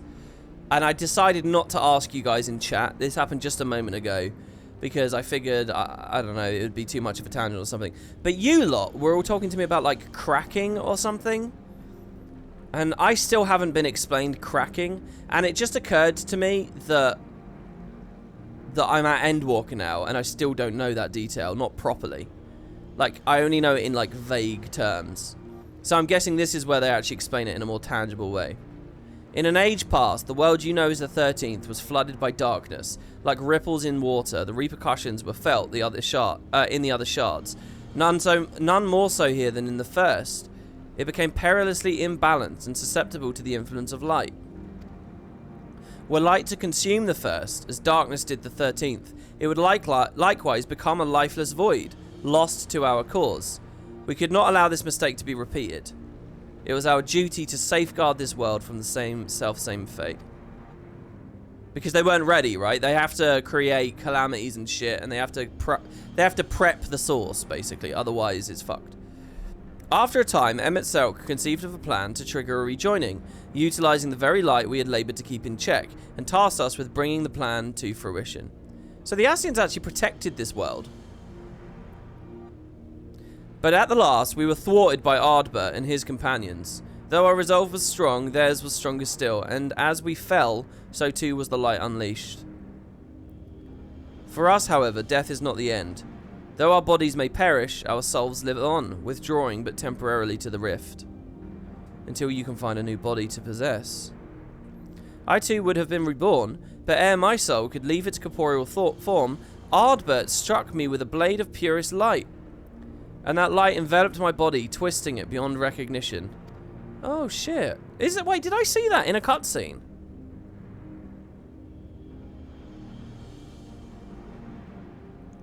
Eden, the first Cinear. My soul felt such agony as I had never known, and then I knew no more. In my insensate, instinctive state, influenced by Ardbert's fervent desire to banish darkness, I unleashed the light burgeoning within me, and it spread as an all-consuming wave to every corner of the world.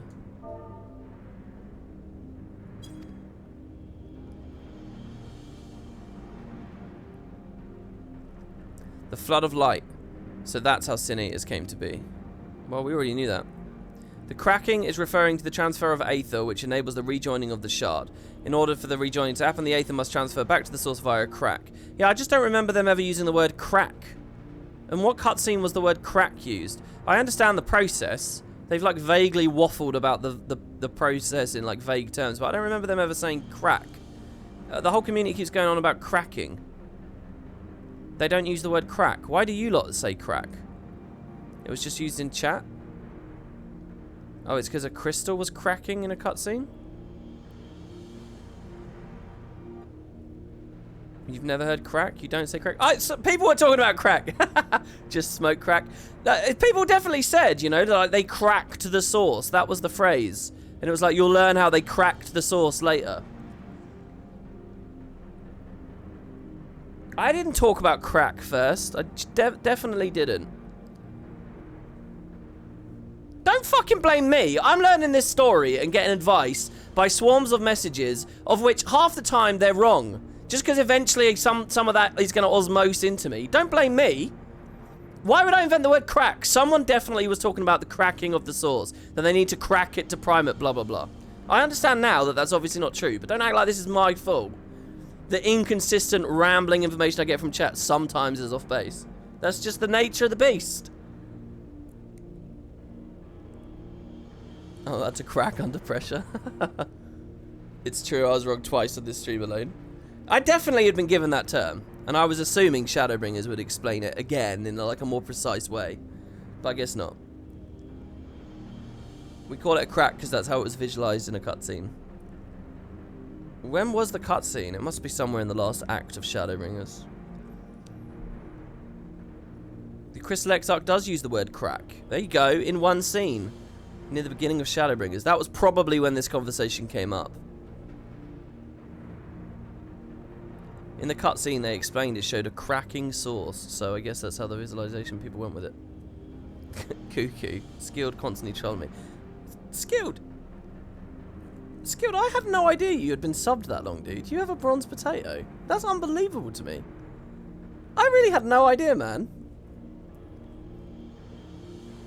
Enthusiastic chat sometimes puts some headcanon when you ask for lore. It's hard to filter that without knowledge. Yeah, I guess. Well, no. Anyway, look, they're dealing with it anyway. We are dealing with, to a certain extent, we're dealing with the falling of the 13th or whatever. Just to be clear, the idea is the 13 got flooded in darkness, but there was no way to transfer it to the source, right? At the time. The source wasn't ready. So they just lost the world, basically. So that's it. It's fucked.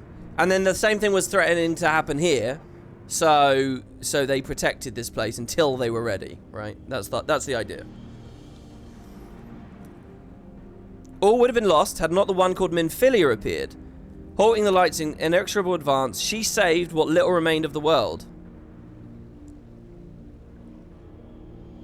In the process, she also restored me to a sliver of my consciousness, though I remained trapped in my altered form. Motionless, I was capable only of feeble whispering. Emmett Selk, couldn't he have saved you? Perhaps he could have, if such had been his wish. Far easier, however, to simply find another piece of my fractured soul to replace me. Wow. From his perspective, there was no need to intervene and potentially disturb the balance of Aether, and so here I remained. Couldn't you have duplicates, by the way? Let's say I'm Emmett, right? Can I pull a shard from the third, pull another shard of the soul from the fourth, pull another shard from the fifth, each give them their memory crystal? Couldn't I have like 3 of the same guy, you know, sort of wandering around? You guys don't understand what I'm asking. Whether Emmett is unsundered or not is completely irrelevant to what I'm talking about. Unless you're responding to someone else in chat. Couldn't you like have like doppelgangers essentially? You know, they only do it one at a time. But like we could, like he, for example, has a doppelganger at the moment. Emmett's created one somewhere else. There's another, what's his name? Mitron. There's 2 Mitrons at the moment, in theory, aren't they? Oh, they're confined to their specific worlds. Is that true? Aren't they?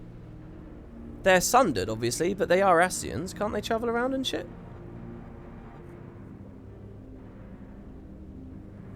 There's only 1 crystal for each. While there might be more than one soul, they cannot share the memories. What? How is that true? I know there's only 1 crystal, but surely you give them the crystal.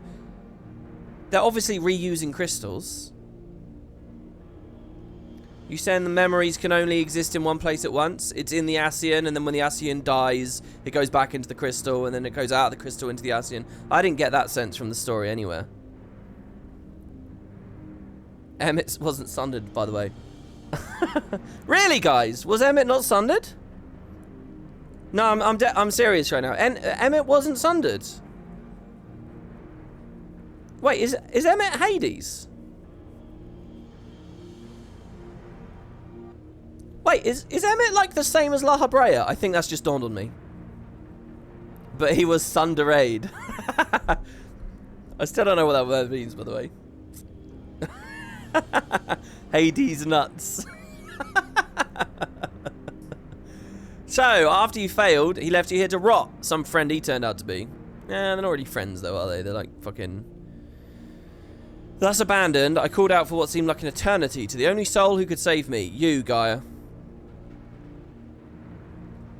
All this time you were calling me for help. Yes, but you'd forgotten me. Forgotten our duty. Through vestiges of your true power remained. Sorry, though vestiges of your true power remained, you could not wield it at will. Time went by and eventually change came. The light began to subside and the dark of night returned. Gradually my voice grew stronger until I was able to exert my will over you. You wanted me to free your soul from Eden, which is why you had me attack it. Another plan that ended in failure, thanks to Macon. Indeed, thankfully, your subsequent attempts to restore this barren land allowed Eden to absorb more and more aether aligned closer to darkness, gradually eroding the cage of light that holds me. Owing to your most recent efforts, my mind is wholly my own once more, and I'm able to project my image beyond these confines. Then all this time we've been helping to free an Ascian? Humph, that's a fine tale, but why should I care any more about it? What are you to me? Come with me to Eden's core, there all shall become clear. Wait! Okay. The interesting thing here is there's not necessarily immediate jeopardy from this. In theory, we could go and just have a chat with him.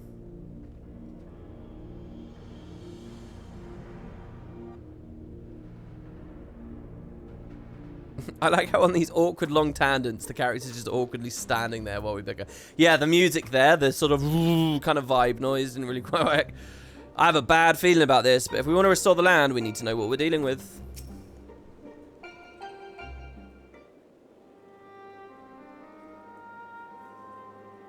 They're starting to lose me on this song now. I loved this song so much, but in all the post-patch stuff, I wish they'd been using a different one.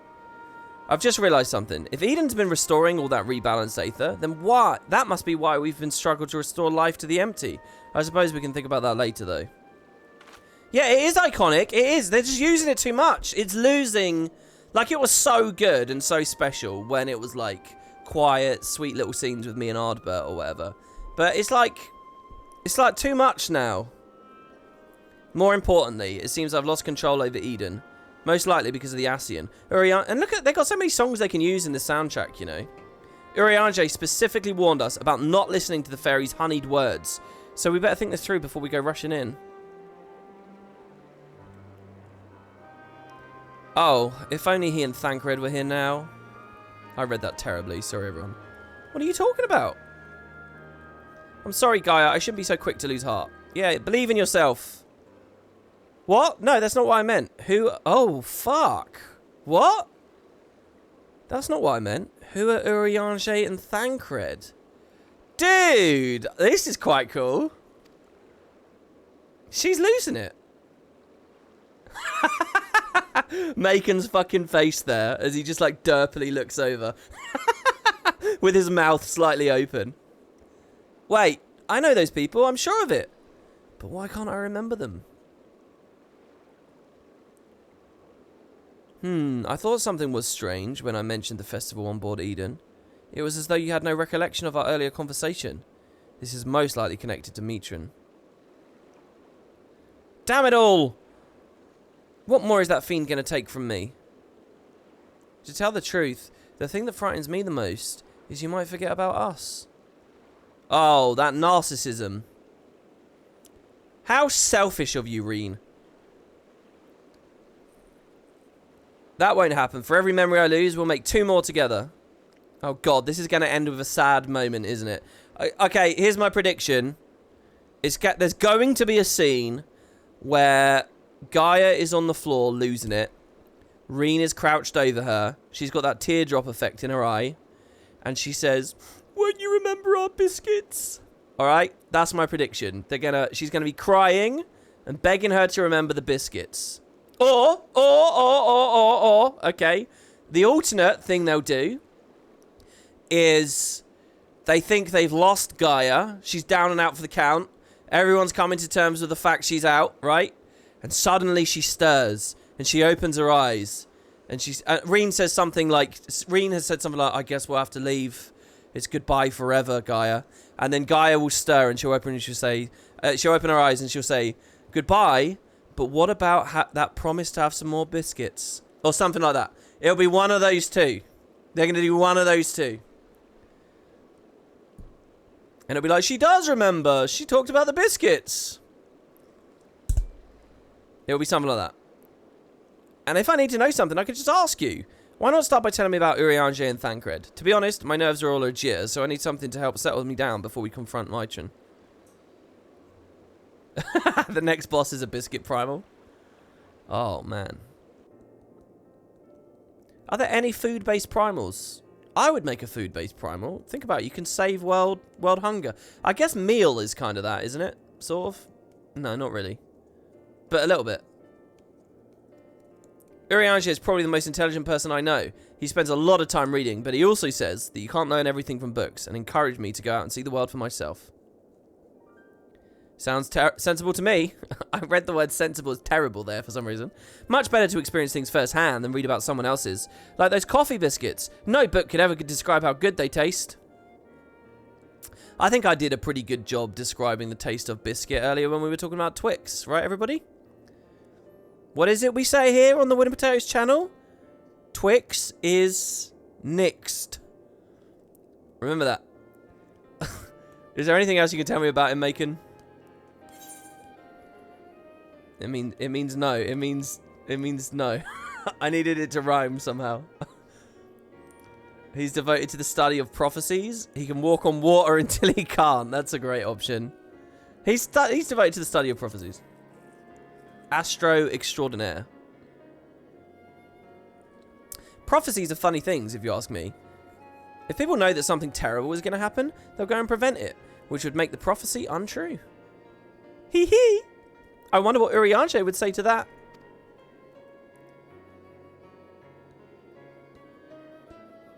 As for Thancred, he's the one who freed me from Yulmore. At first, I thought of him as my knight in shining armor, but really, he was much more than that.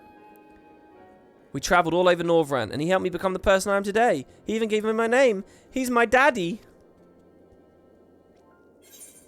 He's also an expert in infiltration. Or his gift for song won the heart of many a fair lady, or so he claims. He's an expert in infiltration. That would explain it. I was able to sneak into Yulmore and rescue the damsel in distress, just like in the songs. I'm hardly a damsel in distress. Well, I suppose I was back then. But Thancred taught me how to fight and survive. Actually, while we're on the subject, the gunblade over there belonged to Thancred. Of course, his old gear. Oh shit, is Gaia going to become a gunbreaker? Gaia the gunbreaker. As far as memories go, it's a bit on the cumbersome side. Sorry, as far as mementos go, it's a bit on the cumbersome side. But it reminds me of our adventures together. Even though there's little chance I'll ever see him again, it still feels like he's here with me. I wonder if Endwalker's going to end with some epic moment where the people of all these other sundered realities come together or some shit. And therefore they would meet again. Keeping your memories close. You know what? I should keep a diary. Even if I forget everything, at least I'll have something to look back on. Isn't that the plot of 50 First Dates? That's a brilliant idea. Since we're going to be making lots of new memories together, maybe I could write in it too. As long as you improve your handwriting before you go scrawling all over it, I'd like your entries to be vaguely legible, if you don't mind. Aha, of course, your ladyship. But before that, we've got an Alcyon to deal with, so let's get this over with. How late are you? Not that late, but we've had some developments. We found out Eden... Wait, so what? Eden is an Alcyon? What? Or the Alcyon is in Eden? Which one is it? Is that basically the Sin-Eater shell of an Alcyon? What's the story there? Now he's free. Does he have to look like that all the time? When I think back on the days I spent with everyone, it's always the tiny, frivolous details that spring to mind. The smiles, the little gestures. It's not as though I made a conscious effort to remember them, but they stuck with me all the same. I suppose that's what memories are, a collection of all those seemingly insignificant moments. While they may not have made a huge difference in the grand scheme of things, they mean the world to me. Yeah, like that star shower symboling the apocalypse and the ultimate end of all times, right? That's an insignificant small moment. Tiny memory, just burned into your soul. Oh, what's going on here? Are we having a tiny insignificant moment together? Is it bugged, or am I having a tiny insignificant moment? Oh, this is quite cool. Is this intended? Yeah, let's just have a look. Green, yeah, shall we?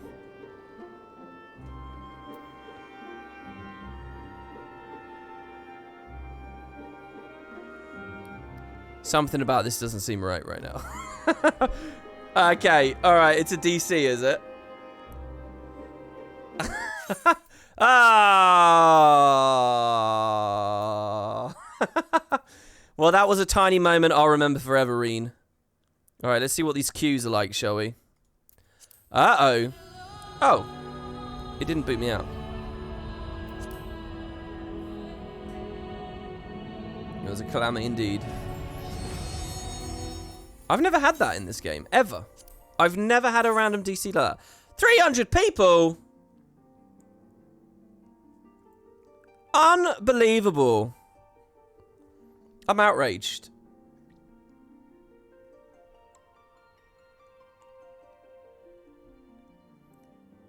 I literally cannot stand this. Make a Reddit thread. Alright, I think we got to do one of the short stories, don't we, everyone? We've got to do one of the short stories. That's absolutely the choice here. Hold on. Yes, I want to leave the queue.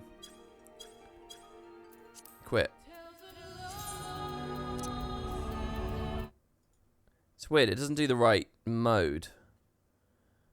It doesn't show my UI properly. Alright, okay. So, now that's muted, I can go to YouTube. What's the Amarot song called? FF14, Amarot, music, looped. It's called Neath Dark Waters.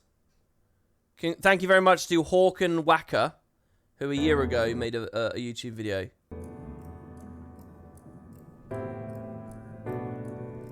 Okay, we got it. We got it. Okay, so now I just need someone sponsor a short story. Which one do we pick?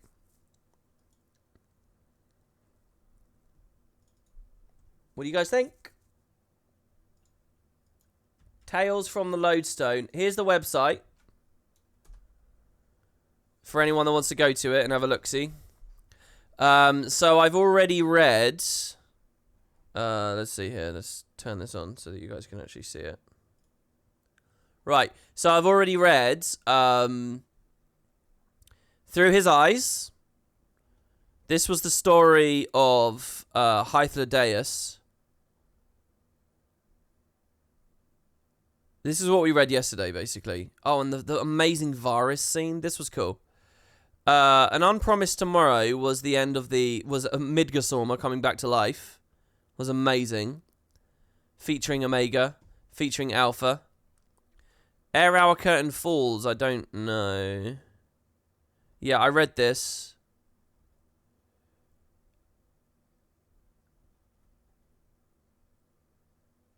This was Emmett Selk's perspective on a few things. By the way, it doesn't just have to be this website. It can be this expansion. It can be the other expansions too, if you guys want. If you haven't read From Azura Ashes, is that a good one? Alright, this is from Stormblood. Not Shadowbringers, but it's from Stormblood. So I think that's fine. Echoes of Delusion? Or From Azure Ashes? Which one?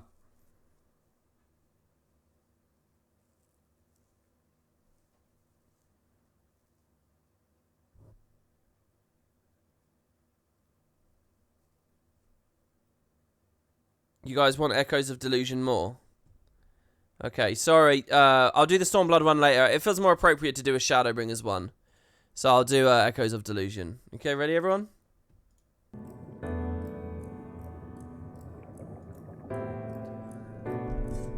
What could this be? The evening found them at their usual table in the Shiokaze hostelry. Though he and his travelling companion had by now become a familiar sight in Kugane, few there had any inkling just to how odd a pair they made. A dragon slayer, albeit retired, and a dragonette. Is this a baby dragon? I mean, I get from the picture here, it's a baby dragon. Holy shit, this is Estinian's travels? He's got a baby dragon with him?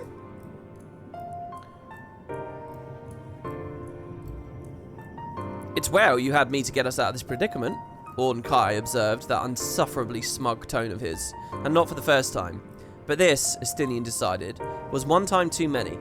Face darkening, he snatched a piece of sun-dried squid, known to the locals as surume, from the plate between them, making the diminutive dragon blink.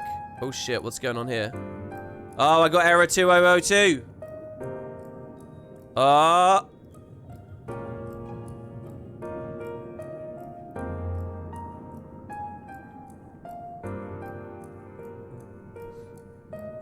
And my client's hanging as I try to close it. There we go. Right, I'm rebooting.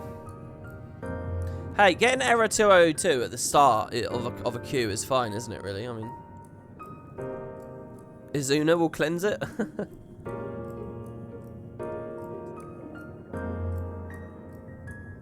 Jesus, it's taking forever to boot as well. Come on now. Let's go. Let's go already. I'll just keep reading while it loads back there. Face darkening, he snatched a piece of sun-dried squid, making the dragon blink. A predicament of your making, your false lead that led to that caused us needless toil. Tearing off some chewy squid with his teeth, he let out an irritated sigh. Gods, how did it come to this? But the answer he knew all too well. Since when was Estinian with a baby dragon? It had begun amidst smoke and ash at the Gimlet Dark, when he had plucked the Warrior of Light from the jaws of death. Having borne his stricken comrade to the Ishgardi encampment, he had promptly taken his leave, reasoning that his skill with a lance would be of more use on the battlefield than in the infirmary. Okay, the game is not booting for some reason right now. Sorry guys. We'll figure this out.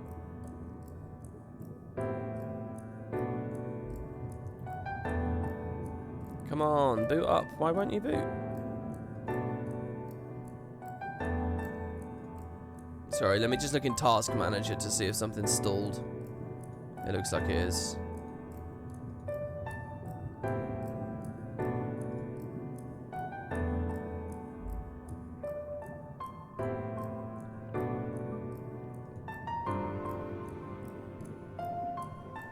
Oh man, brutal. Let me try launching it via Steam, i.e. no add-ons.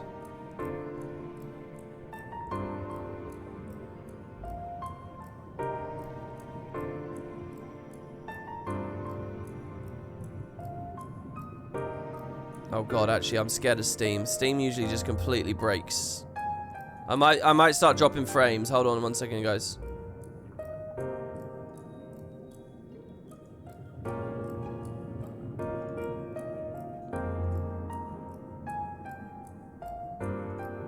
Yeah, go away. Yeah, I would have been dropping frames there. It was trying to update Fallout.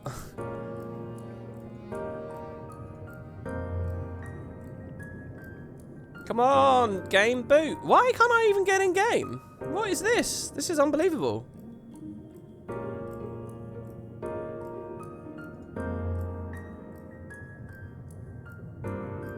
There we go. I got in. Finally, Jesus.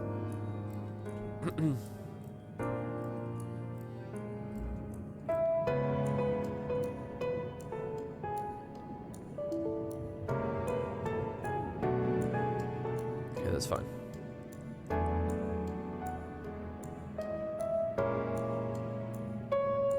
Oh wow. Oh no, there, that's fine. Apparently I'm on a loading screen, the world map, but that cannot be right.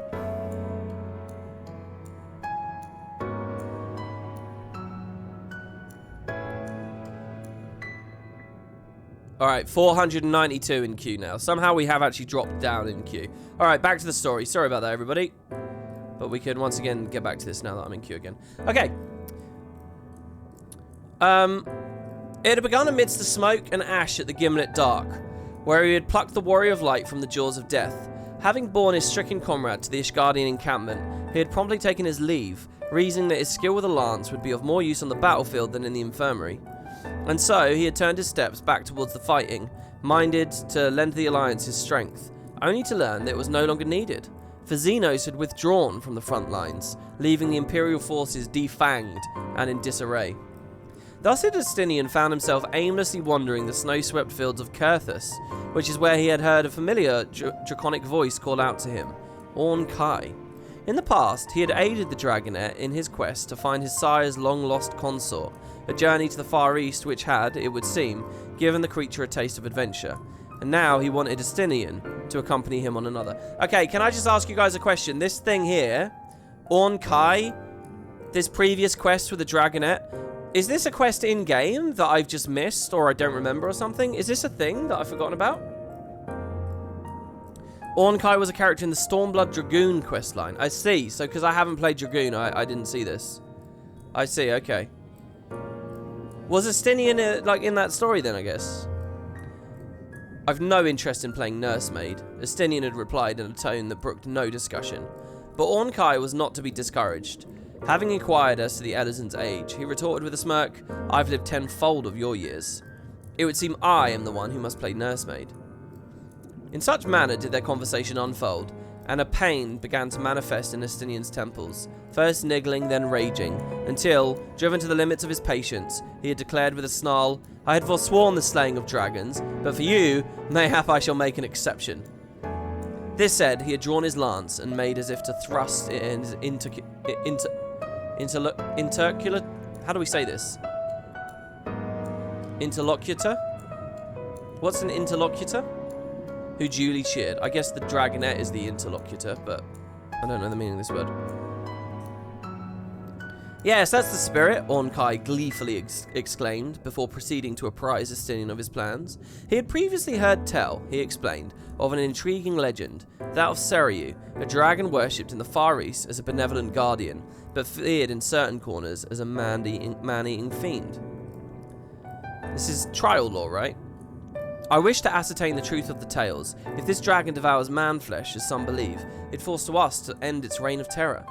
So it was that the Azure Dragoons had set forth once more in the Far East, a none too willing travelling companion and an all too willful dragonet. And through painstaking effort, trudging hither and yon gathering information, they had learned the truth of the legend, to their mutual disappointment. For the dragon known as Seriu was no dragon at all, at least not the kind they knew, but something more akin to a serpent. And, to compound their chagrin, their quest having dragged on for far longer than intended, they had found themselves at the limits of their funds. For some days they were forced to endure empty bellies, but their luck had turned when Orn Kai came to the attention of the proprietor of Kugane's most famous hostelry. Like many a Hingan, the woman believed dragons to be bringers of good fortune, and she had offered them board and lodging in exchange for attracting customers. And here we are, a spectacle for drunkards. How ungrateful, Orn Kai said with mocking indignance. Why can't I speak? I find myself less and less inclined to see your squid. As little as Justinian cared for the dragon's pertness, at that moment he cared less for the dry rice wine without a savoury accompaniment. Fine, I'm grateful, he managed, resisting the urge to roll his eyes. Now send me another one, will you? Seemingly placated, Orn Kai breathed fire upon the surime, which released a mouth-watering aroma as it crackled and charred. Justinian allowed it a moment to cool before helping himself to another bite of this strangely addictive snack. Even as he savoured the flavour and texture, footsteps rang out from the direction of the tavern's entrance. Welcome to the hostelry, Orn Kai cheerily called out to the newly arrived patrons. With a brief shake of his head, Justinian drew breath to offer his own half-hearted greeting, only for the words to die on his lips when he turned around and saw the two Lalafelian maidens standing upon the threshold. There you are, shrilled the one in the pink kimono. Oh god, it's Tataru. Though she had adopted the local attire, there was no mistaking Tataru, the Scion's indomitable receptionist, and beside her, even less mistakable in her distinctive robe, was Cryle Baldizian, staring wide-eyed at him. Oh, is this all the stuff they were alluding to in the 5.5 patch? Whatever it was that Archon saw, it clearly amused her, for she was suddenly racked by paroxysms of poorly stifled laughter. Forgive me, she said tearily, struggling for breath. I had heard that the Azure Dragoon had hung up his lance, but I did not expect he'd take up the serving tray in its stead. To that assessment, Estinian could offer no retort, and as much as her amusement irked him, above all he was troubled by the creeping sense that he was about to be drawn into yet another bothersome affair. He turned to Orn Kai.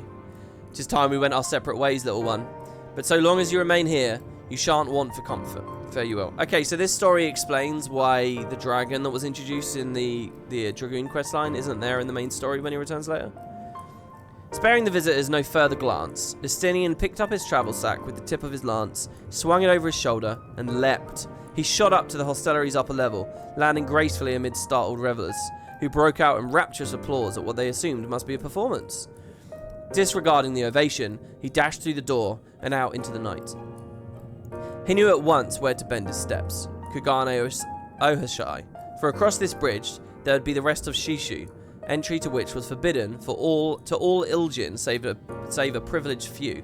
Surely, it would be the last place they would think to look for him, but he had scarcely settled into his spot against the bridge balustrade to let the haze of the wine clear from his head, when, from among the passing traffic, the Lalafels appeared again. "How do you know they won't let you pass without one of these?" Tataru waved a parchment in front of him, bearing a Far Eastern script and a crimson seal. An entry permit. Why am I not surprised? But what was surprising was how quickly they had managed to track him down. At that moment, a boat plying the channel below chanced to draw near. He did not stop to think and sprung onto its mast. A few moments and several leaps later, Estinian was taken from the city to the roof of Kugane Castle, a self-satisfied grin upon his face. Let them try and find me here.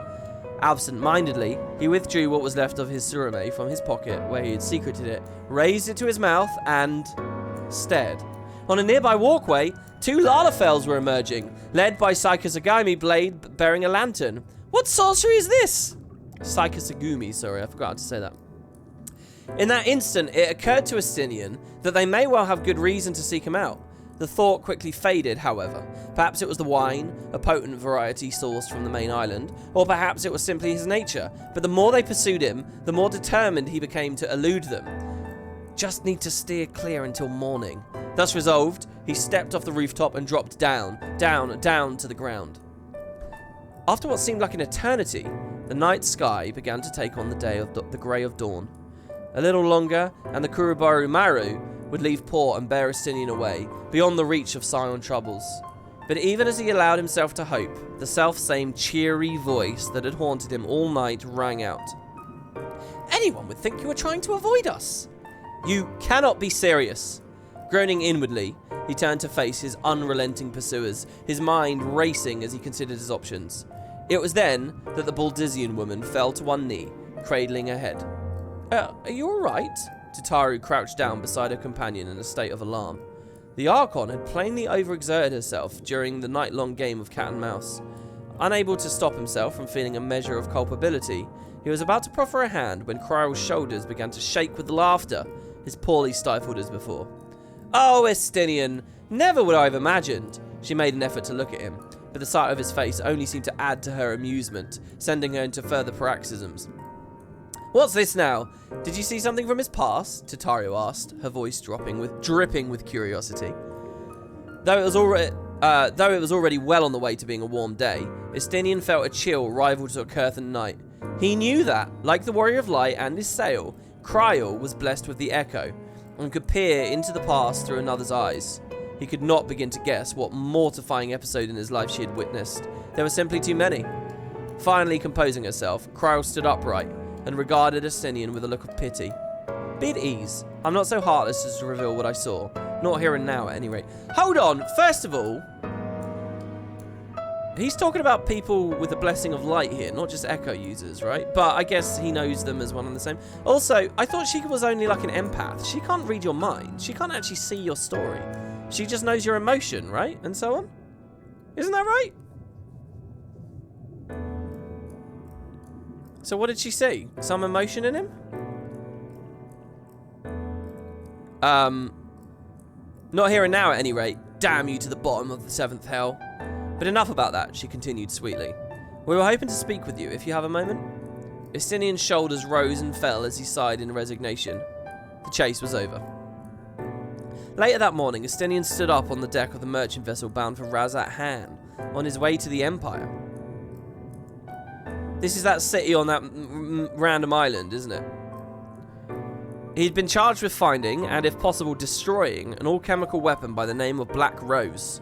Left unchecked, the Garleans would inevitably bring the deadly gas to bear against their enemies, Ishgard among them. The method of his recruitment apart, he could not well stand idly by while his comrades were thus threatened, nor could he deny that he was well suited to the task. As he gazed out at the ruby sea, he rested a hand upon the reassuring weight hanging at his waist, a leather pouch heavy with coin. The spoils of some lucrative venture pertaining to Far Eastern legends, according to Tari. Nice, another little reference to the Trial series. Yet another bothersome journey, but at least I shan't want for funds. Reaching into his travel sack, he pulled out a piece of freshly seared surame, a parting gift from Ornkai. He took a bite, making sure to chew it slowly.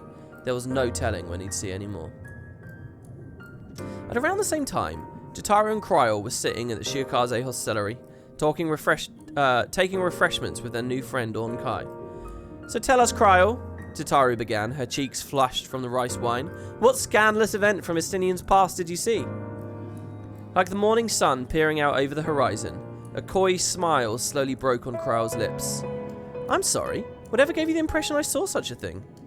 Their boisterous laughter could be heard as far away as the water's edge, but thankfully not beyond. So they just tricked Estinian, right? They just tricked him.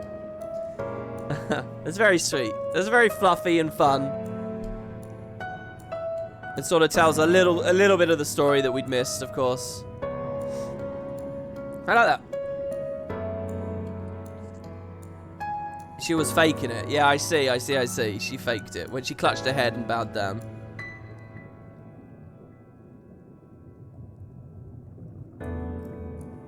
The echo allows you to see in the past and other stuff. Well, no, it depends on who's using the echo, though. Not everyone can instantly do. Not everyone has like the same manifestation of the echo's strength, right?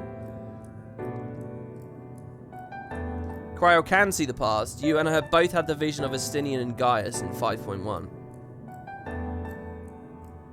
Oh, you're right. There was a shared scene, wasn't there? I see. Okay. But she's definitely more of an empath. Yeah, like 3 and half. She's more she's more about reading emotion. I guess it's both though, isn't it? I mean, echo is echo. It just depends how the user is using it. Some people are better at it than others. Exactly, yeah.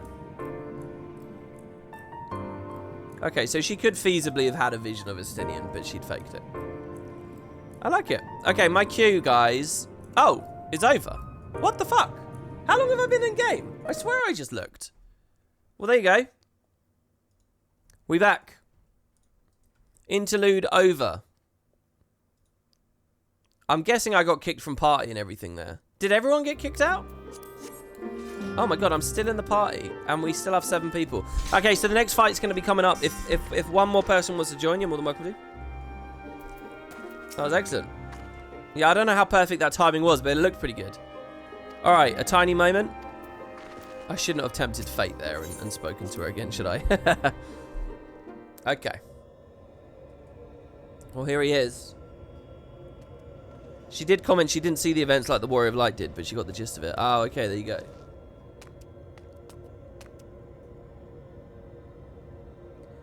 Sorry, somebody there in chat said, I forget how to access all the short stories. Can someone link the page where we choose which expansions we want to peruse?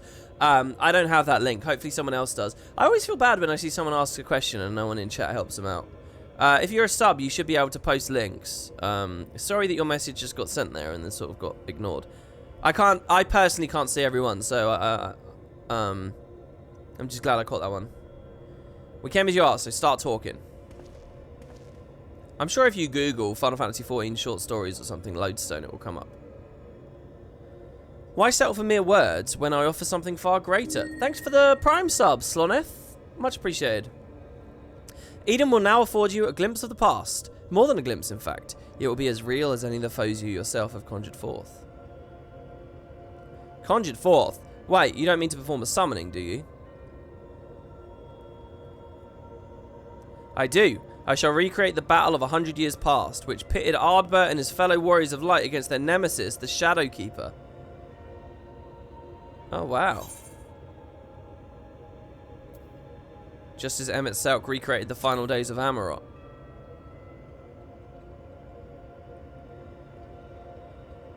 Is that so? It seems much and more has occurred during my absence. No doubt he employed creation magics to breathe life into his recollections of the past. And what do you hope to achieve with this history lesson of yours? You shall see, you shall remember. Now your very soul will revisit that fateful day 100 years ago. Alright, it sounds like we got some twists and turns coming here. Guy, you can't trust Maichen. If you do, you'll end up being manipulated again. Reen. You're right, my days of being controlled by this demon are over. I have a new life now, and I won't let anyone take that away from me.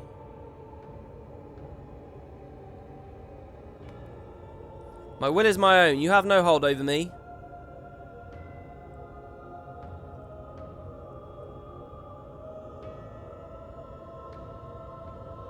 This is all you're doing, accursed minions of light. I should be the one at her side, not you or anyone else. I will take her beyond the reach of your poisonous influence and keep her safe. Wow.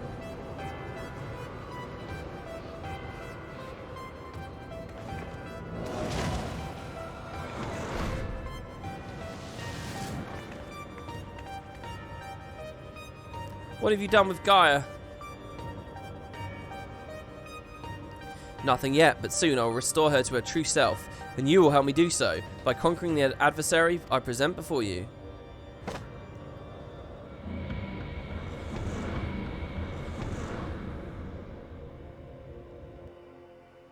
So this is E9, E9N. Sadly, I didn't get to see that song. I assume it's another thing from the 8 soundtrack.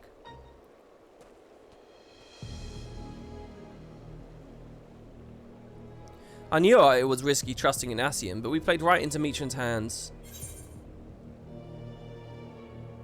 We'll do. There's no choice. Just do as he says for now. Perhaps, but I doubt that'll be the end of it. It's clear that Mitran has no intention of returning Gaia to us, but there may yet be an opportunity to free her. In the chaos of conflict, one can always find an opening to exploit. Of course, is that a Thancred quote, is it? Of course, it's the conflict part that comes first, but if Ardbert was able to overcome this foe, then so can you.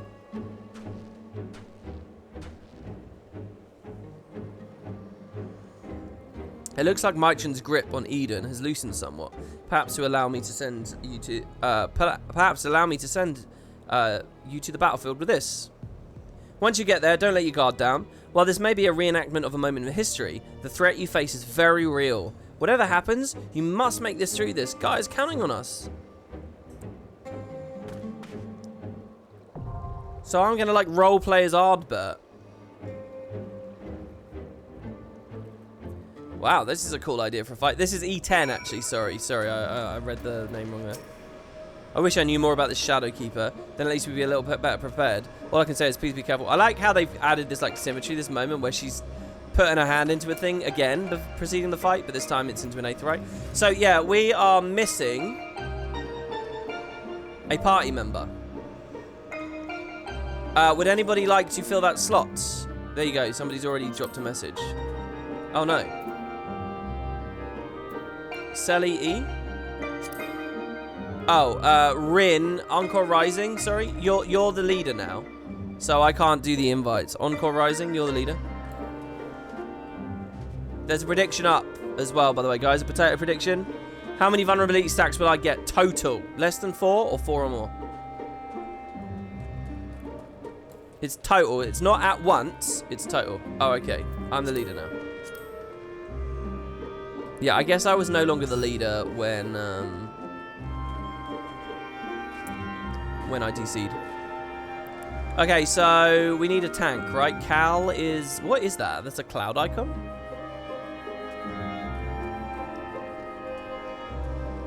What role do we need? I think we need a tank. I think we... If Cal wants to tank, then boom. Oh, that's a chef, is it? Oh, is that a chef hat? There you go, he's become a tank. Which one's this? Is that warrior? Okay. Litany.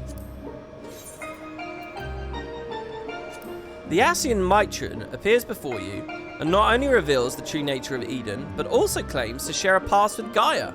The shadowy visitor lures you into Eden's core, where Gaia is spirited away.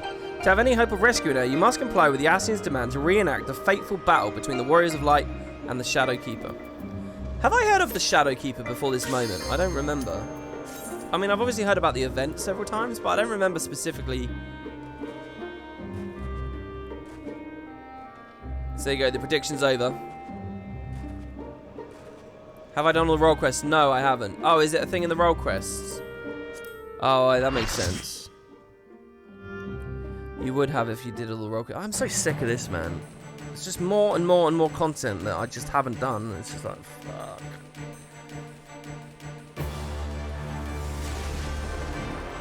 We gotta do Eureka for the Island Val, Nyx or whatever. 100 years ago.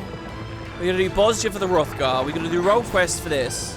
What does it have to do with Gaia? The Ravening Anti-Hero, the Shadow Keeper. Wow. Oh, it's badass. It's like a wolf. Well, there he is.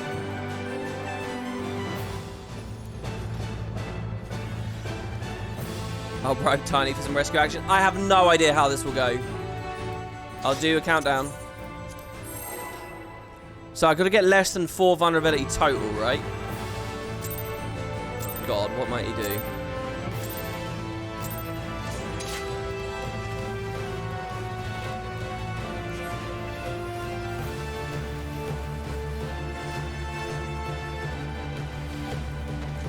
Forward implosion. Well, I just kind of guessed that that would be the thing, and it was. It's not bad there, eh?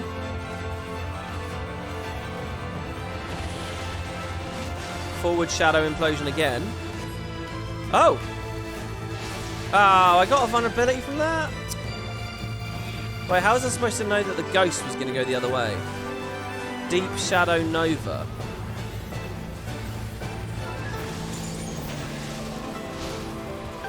Well, I just Blackest Knighted that. There wasn't vulnerability from that. Backward implosion. So he'll probably do that again, and it'll be a fake out, right?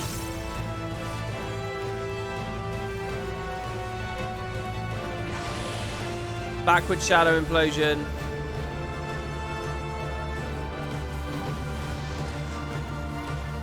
Okay, I managed to sort of cheese that by standing in the middle.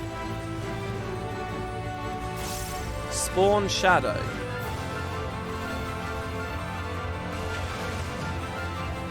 Shadow Warrior. I'm going to stand with everyone. I don't know what's going to happen here. Oh, what?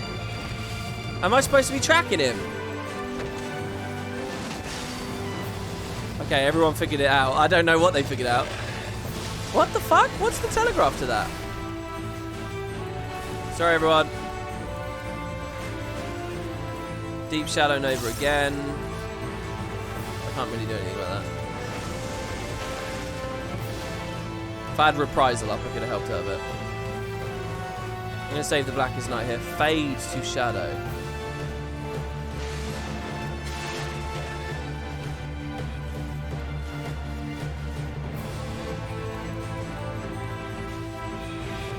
Why is everyone so scared? I don't like this. What are we doing?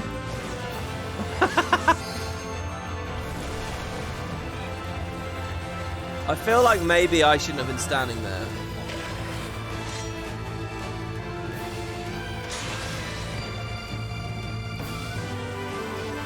Cal ate some. Oh shit, he's standing up. Umbra Smash. That looks like a tank buster. I'm gonna Blackest Night that. Oh, he's just doing it repeatedly? Is he turning with me? He is. That was okay though, right? Shadow's Edge is on me. That's not vulnerability. Right Giga Slash. His right, so I want to be over here, right? My left? Okay.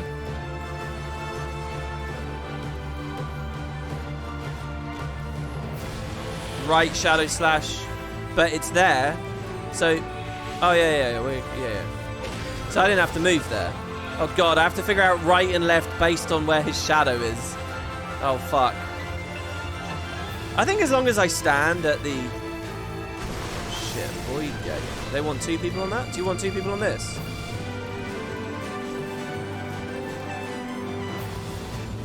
Sorry, am I getting everyone fucked up here?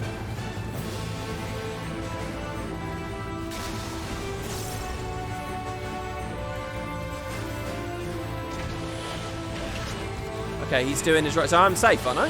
No?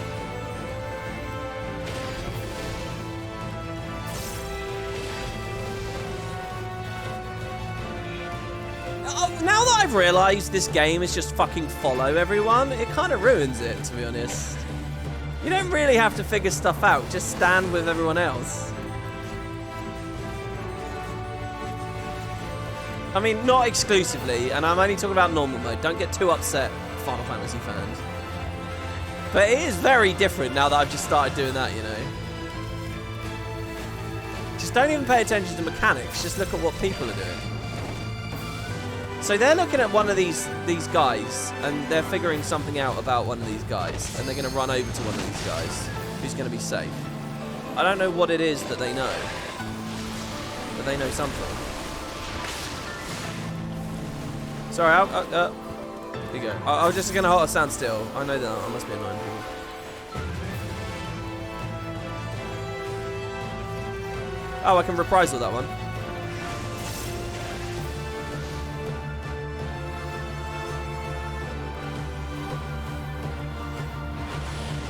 Backward shadow implosion.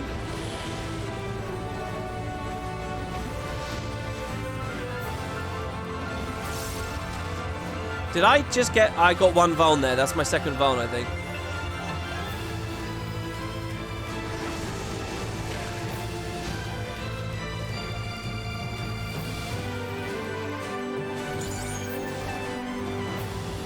Two more to go. 2 more. Oh god, what if he's got a whole new mechanic though? He probably does, right? Forwards? There's no shadow there, right? We're all running really far to the back there. Is that... Oh, one of us is dead.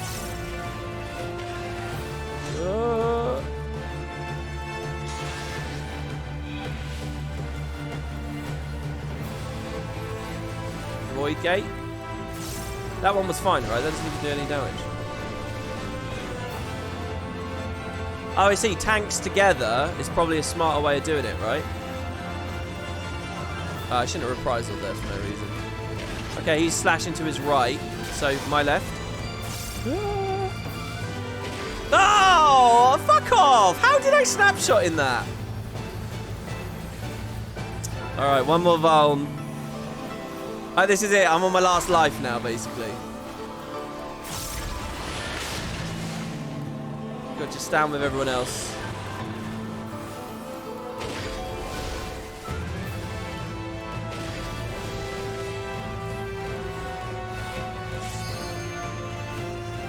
Come on, guys. DPS, save me before I inevitably fuck this up again.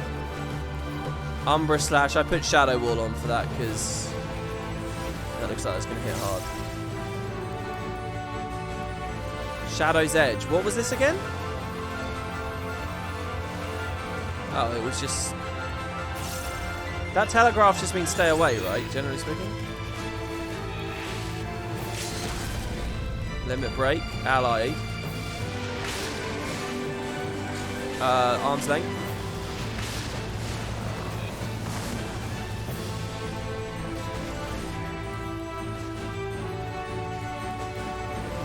This fight's much cleaner and easier to see as well, isn't it? Spawn Shadow. How do we know? Who's the Shadow Warrior? The one with the tether? Am I looking for the one with the tether? I think I figured it out. It's that guy over there. So we run over here. Yeah, I figured it out. It's because there's a shadowy tether on one of them at the start.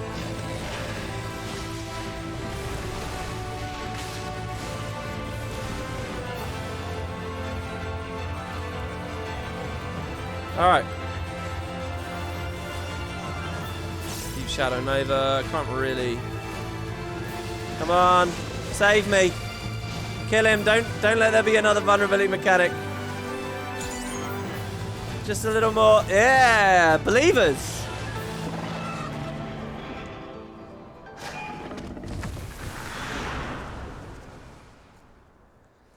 Oh, that felt good. Sorry, I went quiet there looking at chat. Gotta pass on this shit real quick before my inventory explodes. Bangle of Lost Antiquity. Nice. Oh. Wait. Oh, no. No! No! Come on, you can do it, Macon. You can do it. Stop! Oh. Well, at least it didn't happen in the middle of the fight. Is chat still going?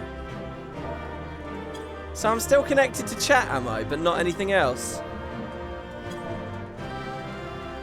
This is the end. Oh, brutal.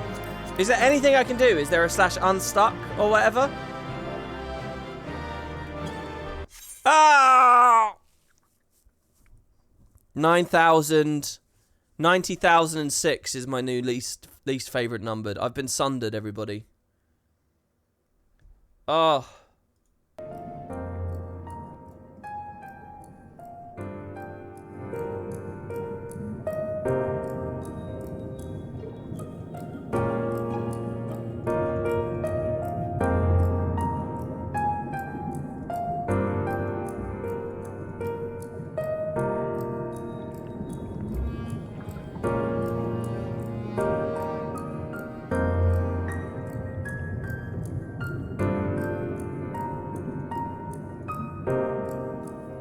Damn it. I was trying to put my crying potato on screen, but I can't. I can't at the moment. Ah. It's a UK EU thing. You got booted at the exact same time. Remember us. I know. Alright, requeue, I guess. Jesus Christ. Hold on. Well, hold on. Is that going to count as me having finished it, or what?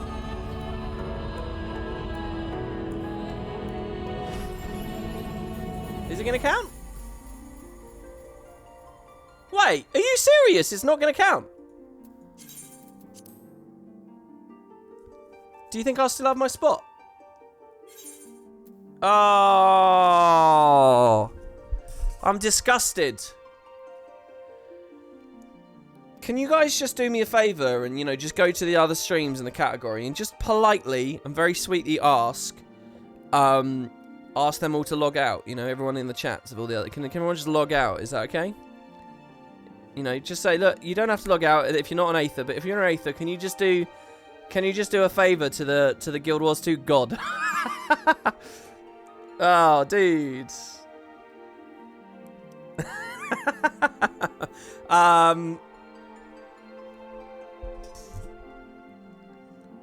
Well, see, I am in a bit of a weird thing now where I'm kind of thinking maybe I'll just come back tomorrow. I mean, it's another day though. Yeah, 700 isn't too bad. We could do another short story, but at the same time, it might just happen again. And then again. Look, I mean, look, we're even getting 202s. I mean, if that isn't a sign from God that I need to return to Lego Hogwarts, Lego Harry Potter. We just turned into a Harry Potter stream. They found out I was streaming 14 and corrupted the game. That's brutal, man. That's a real shame. We weren't having this on the other days, were we?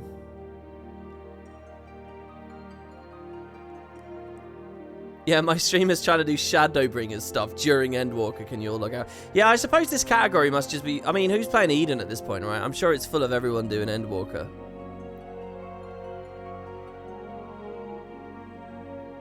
It's because of what happened last night? What do you mean? Do the Freezy Strike mission in Guild Wars 2? Kind of insane, it's been 2 weeks already since release. Yeah, I know. When are the raids coming in, guys? What day exactly is it that the new raids... Pandemonium starts, doesn't it, soon? The P series? Did I read the update from today? Something about the sub fees is what I read. It's next Tuesday, normal mode. Yeah, I know. I want to be clear that when we picked Cactar and when we joined here, there was no like big streamer exodus or whatever. It's just pure rotten luck. I don't mind too much, you know. I'm not that mad because living EU, playing on NA has allowed me to skip the queues, generally speaking, you know. But getting caught under them here kind of sucks. You know, the truth is I didn't do a YouTube video today either, so I could just go off and do that now. DWP, if you're going to stream a Lego game, can you stream something better than Harry Potter? In all seriousness, do they still make Lego games? I don't even know how the franchise is going at this point. Do they still do it? I know that the ones I'm playing from like when Guild Wars 2 came out, so they're a bit old now, you know. I think it's fair to say that that's a while ago. I don't know how well they look. I think they look really good though. Did streamers come to Cactar? Yeah, well, in particular, one World of Warcraft streamer who's very popular came here and exploded the queues. And he did that about 2 months after I joined. So there was no way of anticipating it. The Cactar is huge, basically. They stopped selling Endwalker and they removed the free trial. They even pulled back their marketing. Sorry, they stopped selling it. Wait, they've stopped selling Endwalker. Wow, have they done that before? Have they... I think I remember. Isn't there an MMO that's done that? This is some quality content right here. No face cam. No nothing. It's just a black screen and me talking to chat. I don't even have chat on screen. I like this though. I like doing the bare minimum. It becomes art, guys, you know. You could still get Endwalker, just not the starter pack. Did they do that during Shadowbringers? Because it's just too popular. There's just too many people playing it. They want to prioritize existing players. That's unbelievable. Can we post links? If you're a sub, you should be able to post links, yeah. By the way, can I just say again, thank you to anyone who subbed today. Thanks to you guys who have chatted. Sloneth subbed earlier. I don't think I thanked you, so much appreciated. Suffering from success. Yeah, that's how it sounds. Anyone that has an active sub can buy it, but they've stopped selling the main game. Wow. How long are they doing that for? Did they explain, guys, how long they've stopped selling for? I mean, surely it's a window. How long's the window? In a weird way, you know, if you have the money and the confidence to do something like that, you're just going to get in the press, you know, and it's good long term. They didn't even say. They didn't even say when it's going to be available again. No time frame. Wow. You know what's really interesting to me about that as well? It's the timing of the thing. Because you would have thought it would be right around release that they'd make that decision. But no, it's 2 weeks after release that they've made that decision. Does that suggest there's a continual slope up, even still now? Because, you know, these things, they come in hype waves, don't they? They come in spikes. So you would have expected that we'd be over the hump, but it's just getting worse and worse and worse, is it? I mean, doing it before Christmas. How crazy is that? Dude, Christmas is the time you want your game on sale. Not even on sale, just available for purchase. It's interesting how another solution to this would be to just like increase the price. And in any other market, you know, demand increases, so you can up the price, right? And that's fine and that's accepted. But that's like intolerable to gamers, though. I can't imagine that would be really negative press. If it was like, oh, they're selling it for more now. That would blow up in their faces, so their choice is to not be able to sell it at all. The complete other side, you know? It's quite interesting, isn't it? This has answered the question on marketing of can you have unlimited growth. I mean, it's such an unprecedented experience. Wow, guys. I mean, that's like MMO history, isn't it, to a degree? That's really fascinating. Like, what's the reason on the surface why people would get mad at the price hike? It's because they're like, well, it's an old game, blah, blah, blah, blah, blah. But I mean, look, if the servers can't handle it. At this point, they also gave out 21 free days. Oh, I heard it was only 2 weeks. It's 3 weeks. Sping Llama says, I work in IT. The lead times for high-end server hardware are insane right now. Even network switches are 6+ months. No, I'm not in queue. I think I've decided to end the stream. I mean, this is some fascinating conversation we're in at the moment here. Oh, I don't want to end the stream, though. I want to beat Eden now. I want to finish this story. Oh. So what does that mean? Tomorrow is probably going to... Look, here's what I'll do. I'm going to go back in queue, all right? Oh, God, what if the queue's over 1,000 now? I'm going to go back in queue, and if we can hold good conversation until I get back in, I'll give one more shot at Eden, all right? I'll give you one more shot. And then we'll try and beat it. But if I can't, then we'll just have to do like Bosja plus Eden tomorrow. We'll like pair those up or something.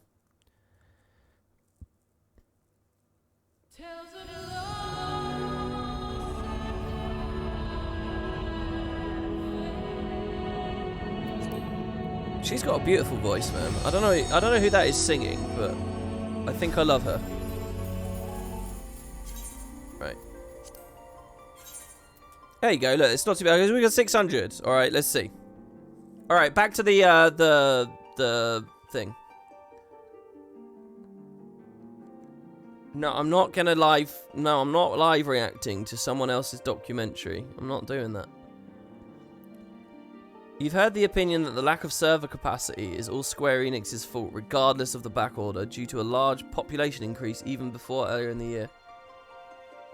Well, yeah. I mean, what's the room like for the what are general players thinking and feeling at the moment? Are they mad at Square Enix?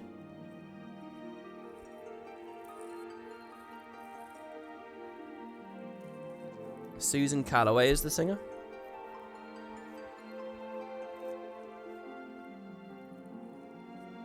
Smith says, how are they not selling the game when I can add the cart to Steam? Yeah, good question. What does the Steam store look like at the moment then? Is the Steam store just like broken or what? You really can't buy it? Or is it just on the MOG station they won't sell it? Yeah, you're right as well. The whole pandemic confusing things as well. I feel like I have a big failing when I come to thinking about development over this year, and it's the pandemic and how hard it's made things.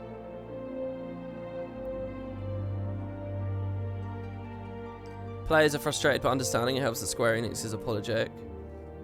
I feel like they've just probably built a ton of goodwill, you know. I think people wouldn't accept this kind of thing. Like, I've watched the Halo launch, right? The Halo Master Chief Collection launch. Halo Infinite launch. And people are insanely intolerable in that community. Like, very, very, very quick to, like... And it's because the studio has less goodwill because... I don't know. Well, I do know it's sort of the way 343's handled all the products since they took over. But, as far as I actually see what they've done with Infinite, they got the playlist in there pretty quick. They've gone back on a ton of Battle Pass stuff pretty quick. You know, they've been pretty fast as well. You know, that game's not been out long. Very, very short period of time. And they've rattled through stuff. But I don't know how much goodwill they've got. Square Enix just has so much good... Or specifically, what is it here? It's Studio 3? What is the development department or whatever within Square Enix? What's the name of it, guys? WP, my teammates are mostly worried about the Savage release. Due to the delay,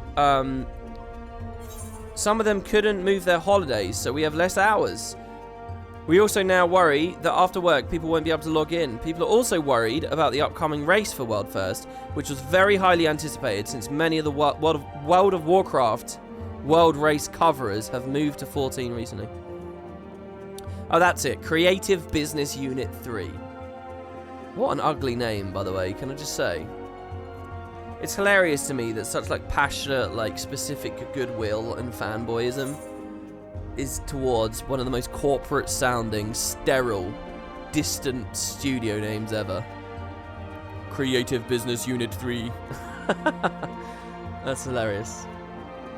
You couldn't write that. Yeah, for the World First race, I don't know. I don't really have too much context for how important that is. Has anyone in chat been a World First racer or whatever here? You kind of like how dry it sounds? I mean, I like it too. It's different. It's unique. Well, no, I mean, the situation is different and unique. Just in how weird it is, you know. I like the situation, but it is an ugly name. It's a very gross name.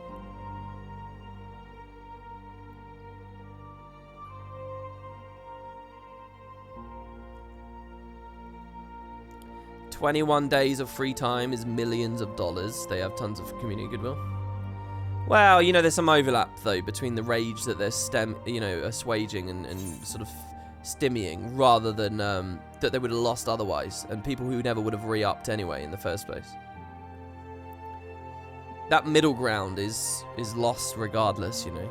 So it's a way to get out ahead of it and turn it around. The name is so dry it's good again, I suppose.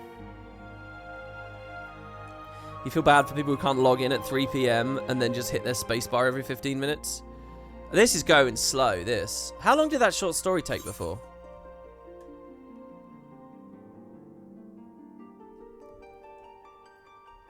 Is there a really good short story? Shall we do From Azure Ashes? Let's read this. I'll read this, and if the queues look intolerable after that, we'll get back in there. Sound good? From Azure Ashes.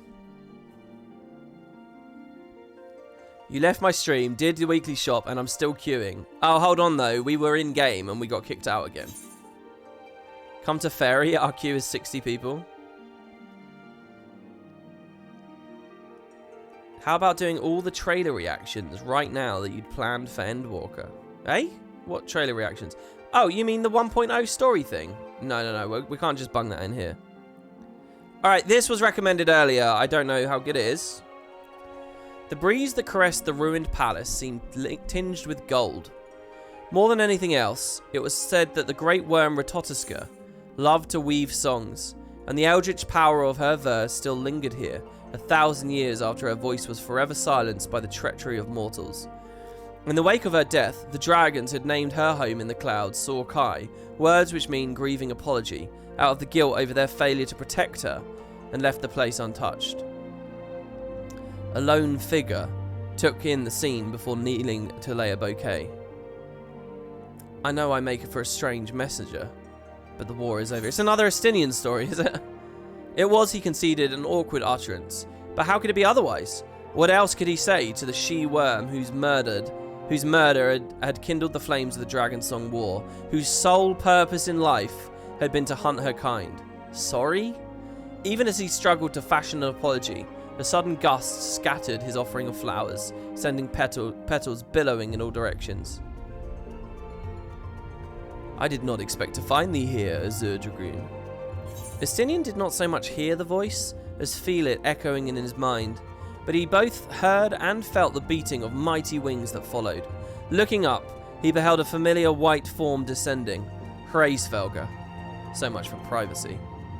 Following Nidhogg's defeat and his miraculous rescue upon the steps of faith, Estinian had remained in the Holy See long enough to witness his old friend Emmerich appointed Lord Speaker of the House of Lords. He had then quietly taken his leave, not with a mind to forsake his homeland, but to ponder how he might serve it in this new age. With the war at end, he reasoned, his presence was no longer required.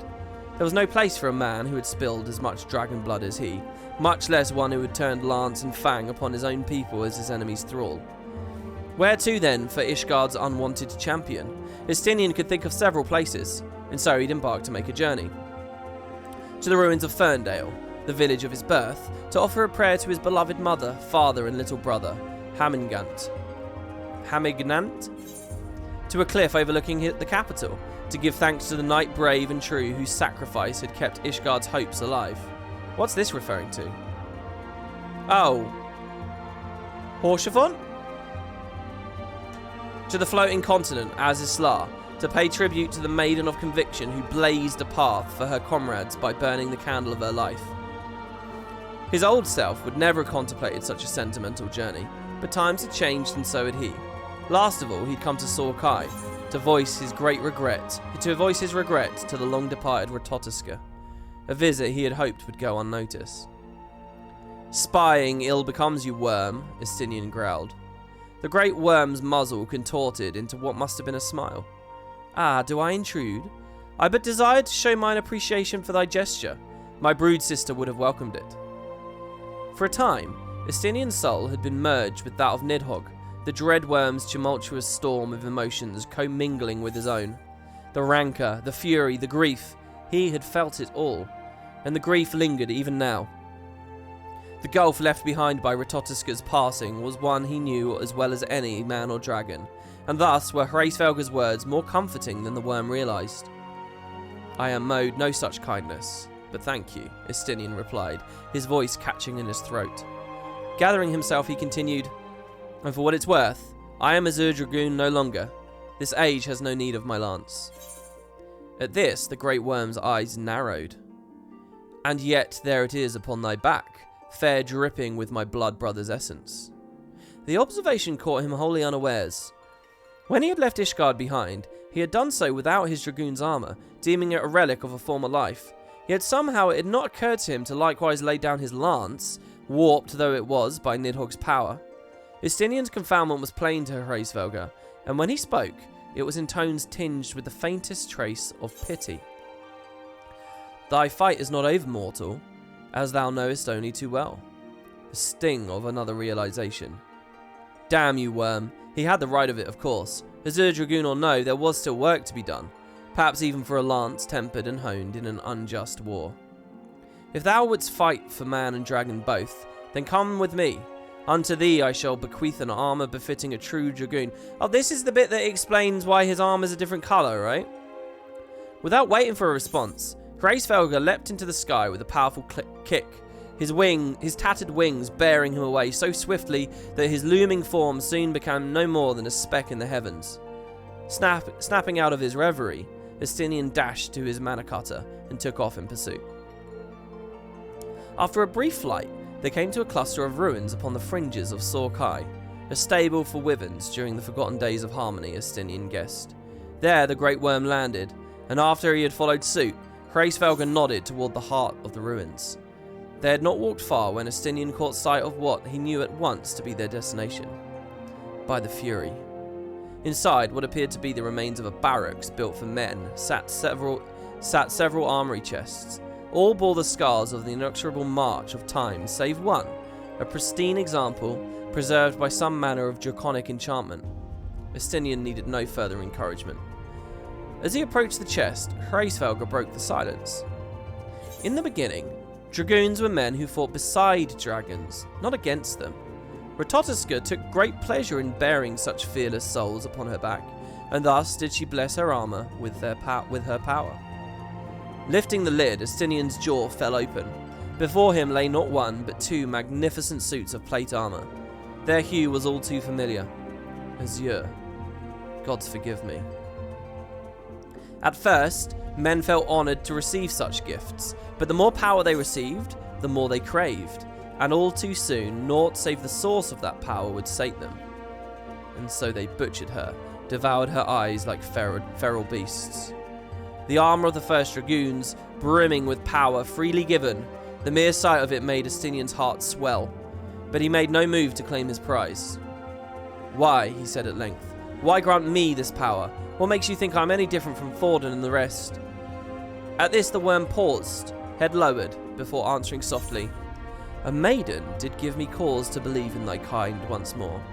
Only after another lengthy silence did he continue, Never was this armour worn. It wanteth for a master, a true dragoon. Thou hast cast aside one azure. If thou wouldst take up another, it is thine.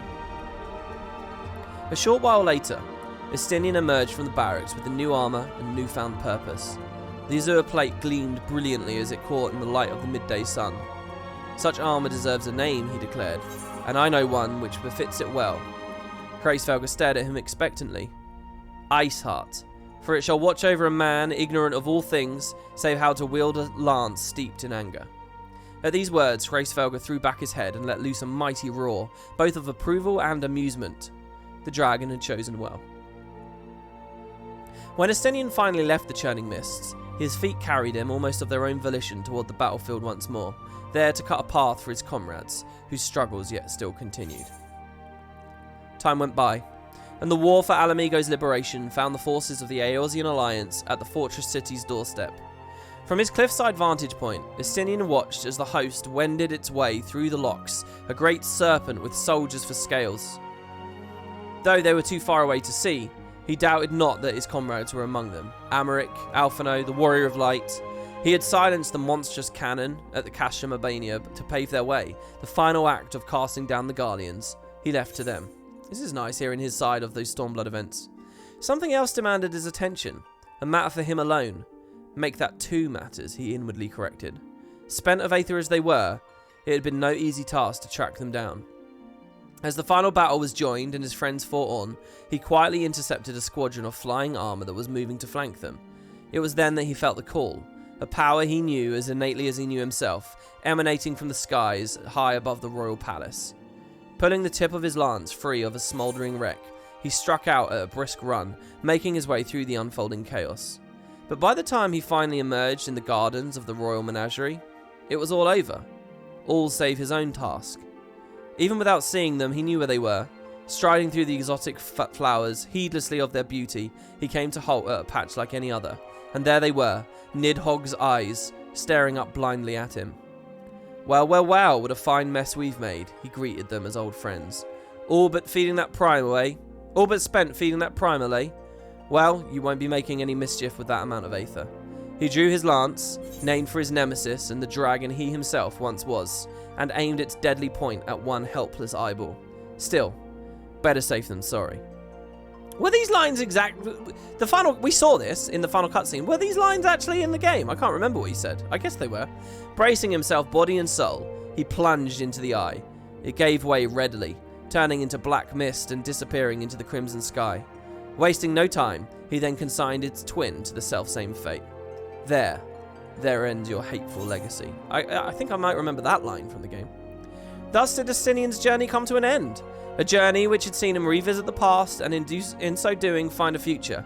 His lifelong battle having reached its true conclusion, he could finally begin anew. None can say whither his road will lead, whether the skies that greet him will be the striking blue of day, the blazing crimson of dusk, or the deepening black of twilight. Yet, wheresoever he should find himself, one thing is certain: he will ever wield his lance for man and dragon both. I think I remember when we were playing Stormblood, you guys told me about this story. And I wish I'd read it back then, I really do. They were all exact quotes, were they? Wow, that's pretty cool. Yeah, I think I do remember when we saw him looking at the pit for Shinryu. You guys said there's a short story or something. And I remember observing that his armor was a different color, or someone prompted me to see that it was a different color. And you guys were talking to me about the short story. I got a question for you, though. Doesn't he, summon Nidhogg or something? Didn't I just see him do that in 5.5?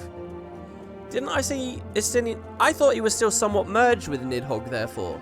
Didn't he do some crazy shit with Nidhogg still within him? This story kind of suggested that was not there anymore. Has anyone got any sense of that? No, not in the Endwalker trailer. It was in-game. We saw him summon Nidhogg or something, didn't we?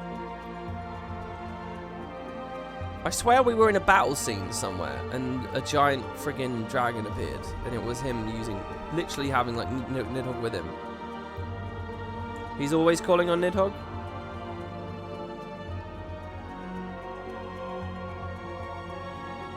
He said roar Nidhogg and do some stuff, and he was just alluding to his lance, was he?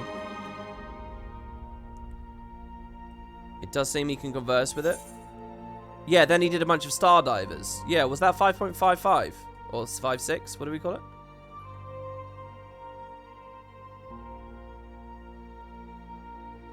It's just that Dragoon skills have draconic features, like their limit break is a big roaring dragon head. So the spear is still infused with Nidhogg's essence, so therefore he can still sort of... Okay, it's a bit like Thor's hammer. I see it. Okay. Right, well, I have disappointing news for you all here. We're still 400 in queue. So, I think we'll just leave it, guys. I think we're going to leave it here today. I think I'm going to come back tomorrow. We'll finish Eden, and we'll do the start of Bosja. We'll meet our Hrothgar friends. And we'll do it that way. So, I'm very disappointed, to be honest. But, again, the only reason I'm still thinking this is because this isn't going down slow anymore. It's taken a long time to go down. And the other side of it is that I might just DC again when I get in. You know? I'd rather do it all today, because I'm worried that I'm going to get burnt out before I beat all the fucking content. But, you know, it is what it is. So we'll just do it tomorrow. And we'll do it tomorrow, and that will give me sort of a nice day of relaxing. I mean, to be fair, we have streamed for 3 hours anyway. Boz, your story has some real convolution for not having female horticulture. Someone mentioned that earlier. I don't know. I think, like here, every time it refreshes, the number doesn't even go down anymore. Before, that would be like 50 people dropping or whatever. But I'm not even going to beat Bozja, I think. I'm just going to start it, and I'll play it off stream. I might do the near stuff off stream as well. You never know. So yeah, I think I'm going to take it easy this evening, guys. I know it's I know the night is young. It's 8 PM for me. But yeah, we'll call it there. The stream might start a bit earlier tomorrow. You never know. But yeah, I'm going to leave it. Thank you, everybody. Thanks very much for watching. Thanks for all the lovely chat, and I'll see you tomorrow. In the meantime, if you've missed my recent YouTube stuff, the build video, that kind of stuff, I think I got a tier list. I got to do this attribute video. I can edit the attribute video as well. Keep an eye on the Discord. There might be something. Keep an eye out on YouTube. There might be something coming up later tonight. And aside from that, I'll be in Discord. Thank you, everybody. Take care now. Bye-bye.